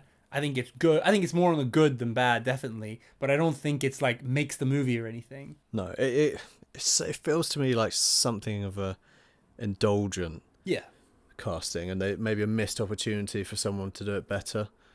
I don't know. I think he brings everything, because there's a complexity to Tesla character, because I think he's very high on his own horse with his warnings and stuff. We haven't even talked about this. The whole Angier's Borden thing is such a parallel between Edison and Tesla. Yeah. So that's a very obvious thing that's being alluded to. But these two guys this is on the theme of obsession. These two, Edison and Tesla, were real people that were driven, to insanity pretty much by their obsession in terms of the things they did and what happened to them. So that's interesting. But I think you do get that from the performance, that he is this very smart, very wise guy, but who's also a little bit full of shit. He does con Angiers into basically paying for this machine and stuff, and like deceiving him and stuff. So he is conning him as well, as is Ali, his Andy Serkis, and he's obviously warning him about stuff that he's also doing himself. Like, he's completely driven by his obsession. So there's a hypocrisy, and I do think the performance kind of has this, ooh, I'm mysterious and wise, but I'm also a little full of shit. Yeah, he's my least favorite performance. Okay, not least favorite character. No, I get it. Least favorite. I find it a bit flat. Fair. It's kind of one paced. No, he definitely is that. But I get you. What do you think of Andy Serkis then next to him? Much better. Yeah, much better. I think it's like David Bowie is like the face of the operation with them, and Andy Serkis is supposed to be what they actually are. Like, he's a lot sleazier but funnier and warmer. There's more to his character. But I think the idea is the two of them are being supposed to be two sides, ironically, two sides of the same coin, because they are both working for the same purposes of getting money to finance their research, and they just do it in Tesla is the mysterious guy that's really hard to see, whereas Ali's the one who'll literally come and greet you outside with a shotgun. Yeah. But yeah, I think they serve their purpose in the movie. Yeah. And they work well. It's quite a together. good duo. Yes. Yeah. So for quotes, I think we've talked enough about the script and how they took the book and they adapted it, and then how the storytelling and how it's complicated, but it works. So it's just great work by them. I've got my favorite lines. Have you got a list of those? I do. I think that it's worth just starting with the ones that are probably the most famous to get those out of the way. Like, are you watching closely is one that's used multiple times and at critical points in the film. You don't really want to work it out. You want to be fooled, I think, is basically Nolan directly talking to the viewer. We've already talked about I don't care about my wife, I care about his secret. That's the point where you're just like, geez, man, you're taking this too far. The whole quote, I'm not going to read the whole thing out, but the point where at the beginning of the film they're running through the explanation of the three stages ending in the prestige, that's just a perfect way to enter into the film. It's a lovely setup. There's a couple of good Michael Caine ones, one of which is it's almost parodying himself, because it comes a little bit close to one of his famous lines from The Italian Job, where he says, "You're going to have to find yourself a bloody good double." It almost sounds as if he's saying, "Blow the bloody doors off." It's the B's and the D's in the sentence. And the one that I like that probably doesn't get picked up too much is And then my last one is, which I think is Tesla, is nothing is impossible. What you want is simply expensive. Yeah, that's a good one. So I've got a few of those. So I'll start with your first couple that were about, I think it's about the magic. And I think you can group these into magic versus science, and then magic versus the movies, like all of that. So obviously those are more on the magic, but the one I have is, this wasn't built by a magician. This was built by a wizard, a man who can actually do what magicians pretend to do. Because there is it is a big theme about the fact that in that time they were using science to do magic, and people were a bit scared sometimes of science, but they were more comfortable with magic. And then there was obviously a lot happening. So the movie takes place pretty much it starts in the 1890s and ends in the early 1900s. Yeah. That's when the book is, and there's references to it there. So there were like crazy innovations that were happening. So yeah, there's a lot of allusions there, but between the border between the two, and back then. So those are the only ones I have for that. Yours are good as well. I'll start with the smaller ones, then get to the biggest one. There's a few that I think you can attribute to the theme of love. So this is actually a really love/tragedy is when Sarah says. So this is actually two quotes that go together in a horrendous way. Early on, she says, "It's not true today. I love being able to tell the difference. It makes the days that it's true mean something." And the thing is, she says that after being told, "I love you," when it's not true. But she takes it on the chin and actually finds a nice twist to it. So it's like, oh, okay, maybe this can work. And then about half the movie later, "You mean it today," which makes it so much harder when you don't. So on the day, the easy thing would have been, oh, you would have thought they would have flipped it and start out with, "You mean it today. It's so nice that." And then when things had gone to shit, she would say, "I know you don't mean it." But it's even more heartbreaking about the fact that it's you get what I mean. Yeah, yeah. And then when she says, "I can't live like this," and then which foreshadows her death, like that's all tragic. So the two main things are, so we talked about the cost of obsession. For this, I've got, "My passion is equal to the task." That's Angier saying it. I think he's saying it about deciphering the diary, but he's obviously true. That's a bigger comment on everything he does. Then "total devotion to your art," I think is used from the Chinese magician, and obviously all of them are going by that. And then at one point, I think it's Cutter that says, "Showmen, men who live by dressing up plain and sometimes brutal truths." So that is obviously a foreshadowing to plain truths were twin, brutal truths. I'm murdering my duplicate every single night. No one cares about the man in the box, the man who disappears. This is just central to Angier's philosophy. And again, you need to hear that and have his bad experience with Root to sort of explain, not justify, but explain why he did what he did. And it's that. And again, it's both, no one cares about the man with the box, so I don't want to be the man in the box. But he's also saying, no one cares about all these dead bodies I've got, because, and that's true, no one does care, including himself. Yeah. And then, so again, cost of obsession, I don't care about my wife, I care about a secret. That's just, as you say, going off the deep end. Oh, this one, I can't believe we didn't talk about this one. So early when Julia dies, to try and make Angiers feel better about the drowning, he says about the sailor story, about how a sailor once died for 5 minutes and told me that it's like going home. Yeah. And again, key, great dialogue, great writing, important thing, because obviously then when he decides to, people say this is why he chose the box to drown the duplicates, but I can't think of a better way to do it with a trapdoor. Like, you would have to do, like, it's not as though you could catch them in a cage and then shoot them or something like that. I think it is the perfect fix for that trick. But obviously he did it thinking that it was a humane way to kill his duplicates. And then at the end, when he says to him, "You know how I said that it was like going home? I was lying. The man said that it was absolute agony." And you do see the look on Angier's face when he said that, like, "Oh, whoopsie," but bit late for that. Grim. Then the abracadabra is very cool with the final words. And then, "It takes nothing to steal another man's work." Borden says it to Angier. And Angier says, "It takes everything."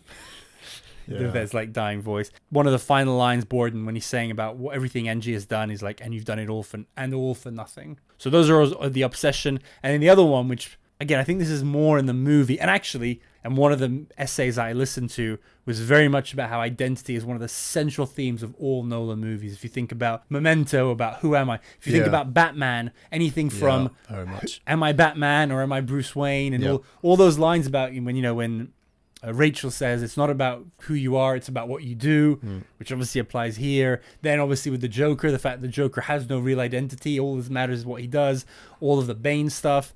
And then obviously Interstellar, Tenet, these all like delve into identity one way or the other. But this is probably one of the biggest ones with obviously, so these quotes explain, I think, all the thoughts. Which knot did you tie? I keep asking myself, which I think that, as I said, I think it's so interesting about the idea that he asked him and he doesn't believe or doesn't, the other one doesn't know, so he just can't know. This is that line I was telling you about, which I think is perfectly crafted.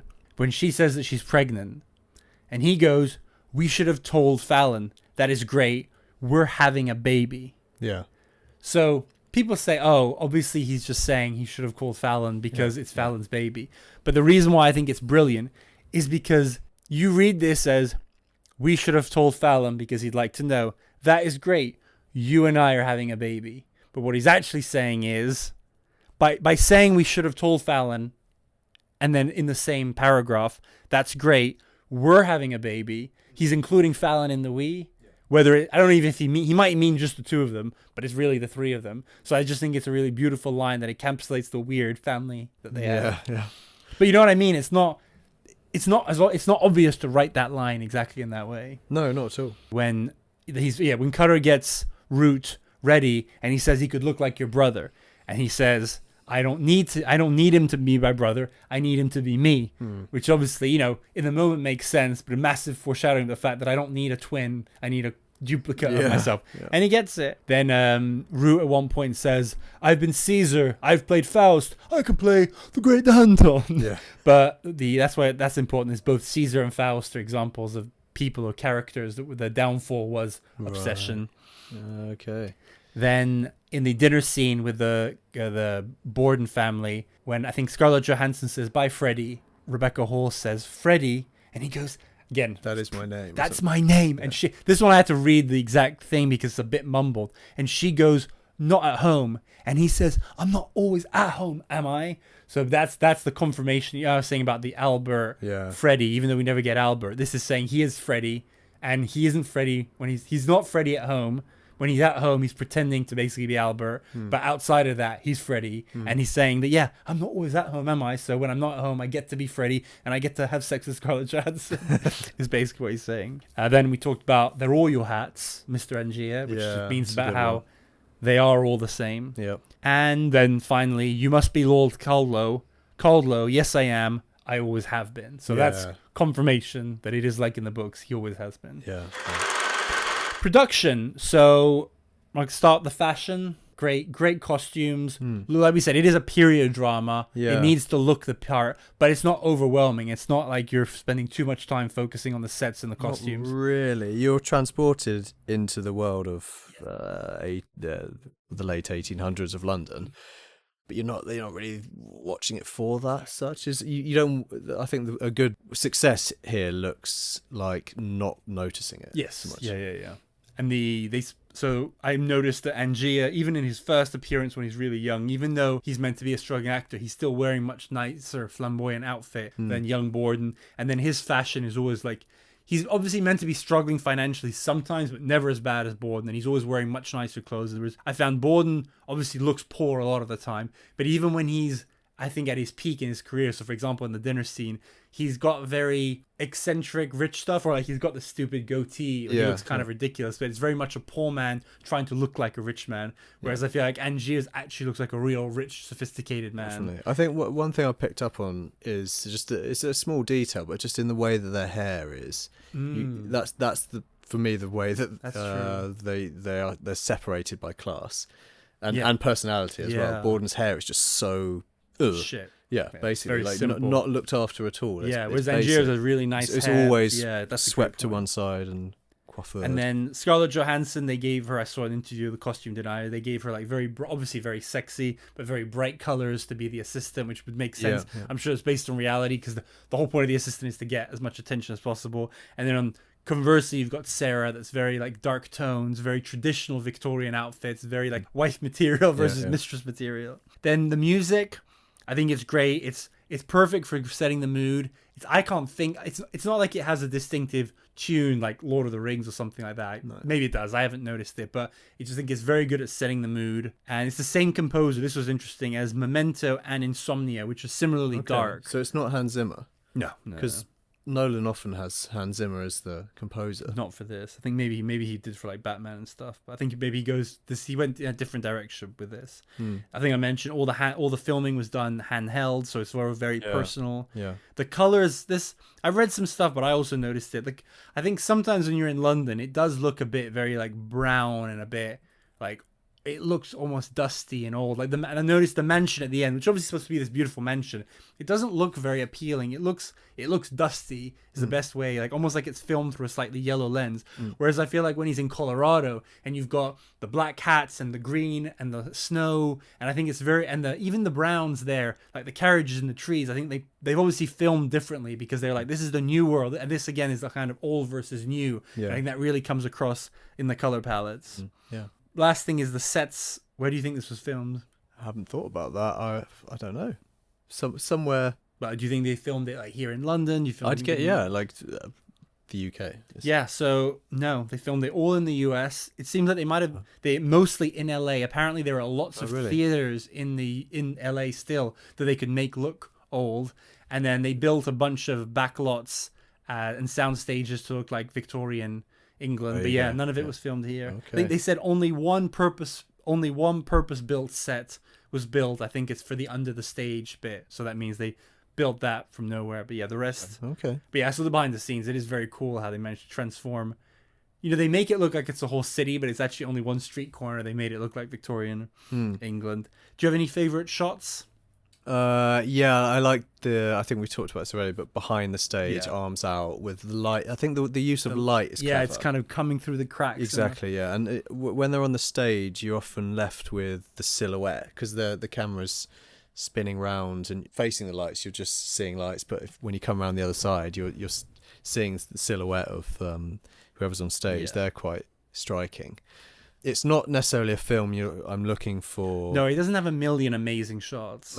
But the one thing that Nolan does a lot is plays with like scale and perspective. The scene where the funeral, whatever it is, there's a nice shot where you're looking towards everybody, and you've got all the whatever they are on the side, and it's just the play with perspective there. That is actually, even though it's a very sad point in the movie, it is a quite nicely shot scene. I think that's the one that stood out for me, because when you think of like something like Dunkirk, and you've got the scene where they've got all the soldiers on the beach, and he often tries as much as possible to film real stuff and not use CGI. So it's much more powerful, I think, when you see these things where shown at real life scale. And there's not a huge amount of that in this film, but there's little subtle shots that tell you that it's a Nolan film. Yeah, the only moments that aren't intimate are the shows where you do really feel like you're in the middle of the audience, and that feels like still not vast, but like you're in a theater. Yeah. But everything else is very close. Very close. You really get And again, the handheld camera must be there. You do get a lot of close-ups. Yeah. But yeah, I love the under the stage. I like the bulbs thing, when they got the bulbs in the snow. That just, I don't even understand the purpose of that. I think it is just because it looks nice and to show that Tesla is this inventor. And then there's the final shot of the movie where it pulls back. Oh, that's the best and bit. Reveals. Yeah, that's the bit that stays with me the most. I saw this in another podcast. Did you know that it's a recreation of a shot they do earlier with the birds? I think at one point when they're showing the birds in the cages alive, after explaining the fact that the Squish and the brothers and stuff, apparently this shot at the end with the duplicates is a replication of a shot that did the same, where it kind of pulls back, shows the room full of cages, and then closes up on one bird. And so it's a very cool shot. It's just the way leaving the film at that visual is just so basic script writing. Not everyone does this, but one of the basic tenets of script writing is that your opening image and your closing image should connect in some way. Yeah. So the opening image is the hats. Yeah. And then obviously, so he is just the hat at that point. Yeah. All right, so we've gotten to the end of our podcast, which takes us. So we're going to do our all-time rank in a minute, but let's just first say, so we said it was nominated for art direction and production. If you had to say two other Oscar categories that this movie should have been nominated for, what would you have said? Christian Bale deserves something. Yeah, I was thinking him as best supporting. You wouldn't put him as a... Yeah, they're both on Yeah, a par. but usually when they do that, they would put... So I would put Okay. him as best supporting actor for that. I agree. Screenplay. Yeah, that was it. Yeah. Adapted screenplay, I Yeah. think. Even though Christopher Priest might like that. Yeah, so I agree. Exactly on the same page. Yeah, well, I think you can argue lots of them, but those are exactly the two that I had thought of. Yeah. So, where are you? Obviously, you don't have a formal list like me. I So don't. You can give a number. You can say top 10, top 20, Yeah. top 50, top 100. Well, I hadn't rewatched this in a long time, and when I first watched it, it felt like it would have rocketed into the top 10, and I don't think it's slipped back too much. It flirts with the top 10. I'd say it's definitely top 20, about 12th, I reckon, but could be more. I think once you get into even, top 50, those are all subjectively, those are all 5-star movies in one's personal opinion. I think then it's just about how do you connect with them specifically. Like, I think once you have a list of, in your eyes, one's eyes, perfect movies, the only way to differentiate them, because they are basically perfect at what they're trying to do, is what they're trying to do is ambitious or not, and just about how you connect with them. Yeah. Or even like the scale of it. So for that reason, I've put it at number 27. Okay. That puts it, in terms of movie already done, that puts it behind The Matrix, which I think is fair, because that is a more significant movie in terms of what it was trying to do and what it accomplished and like what it meant to me and stuff like that.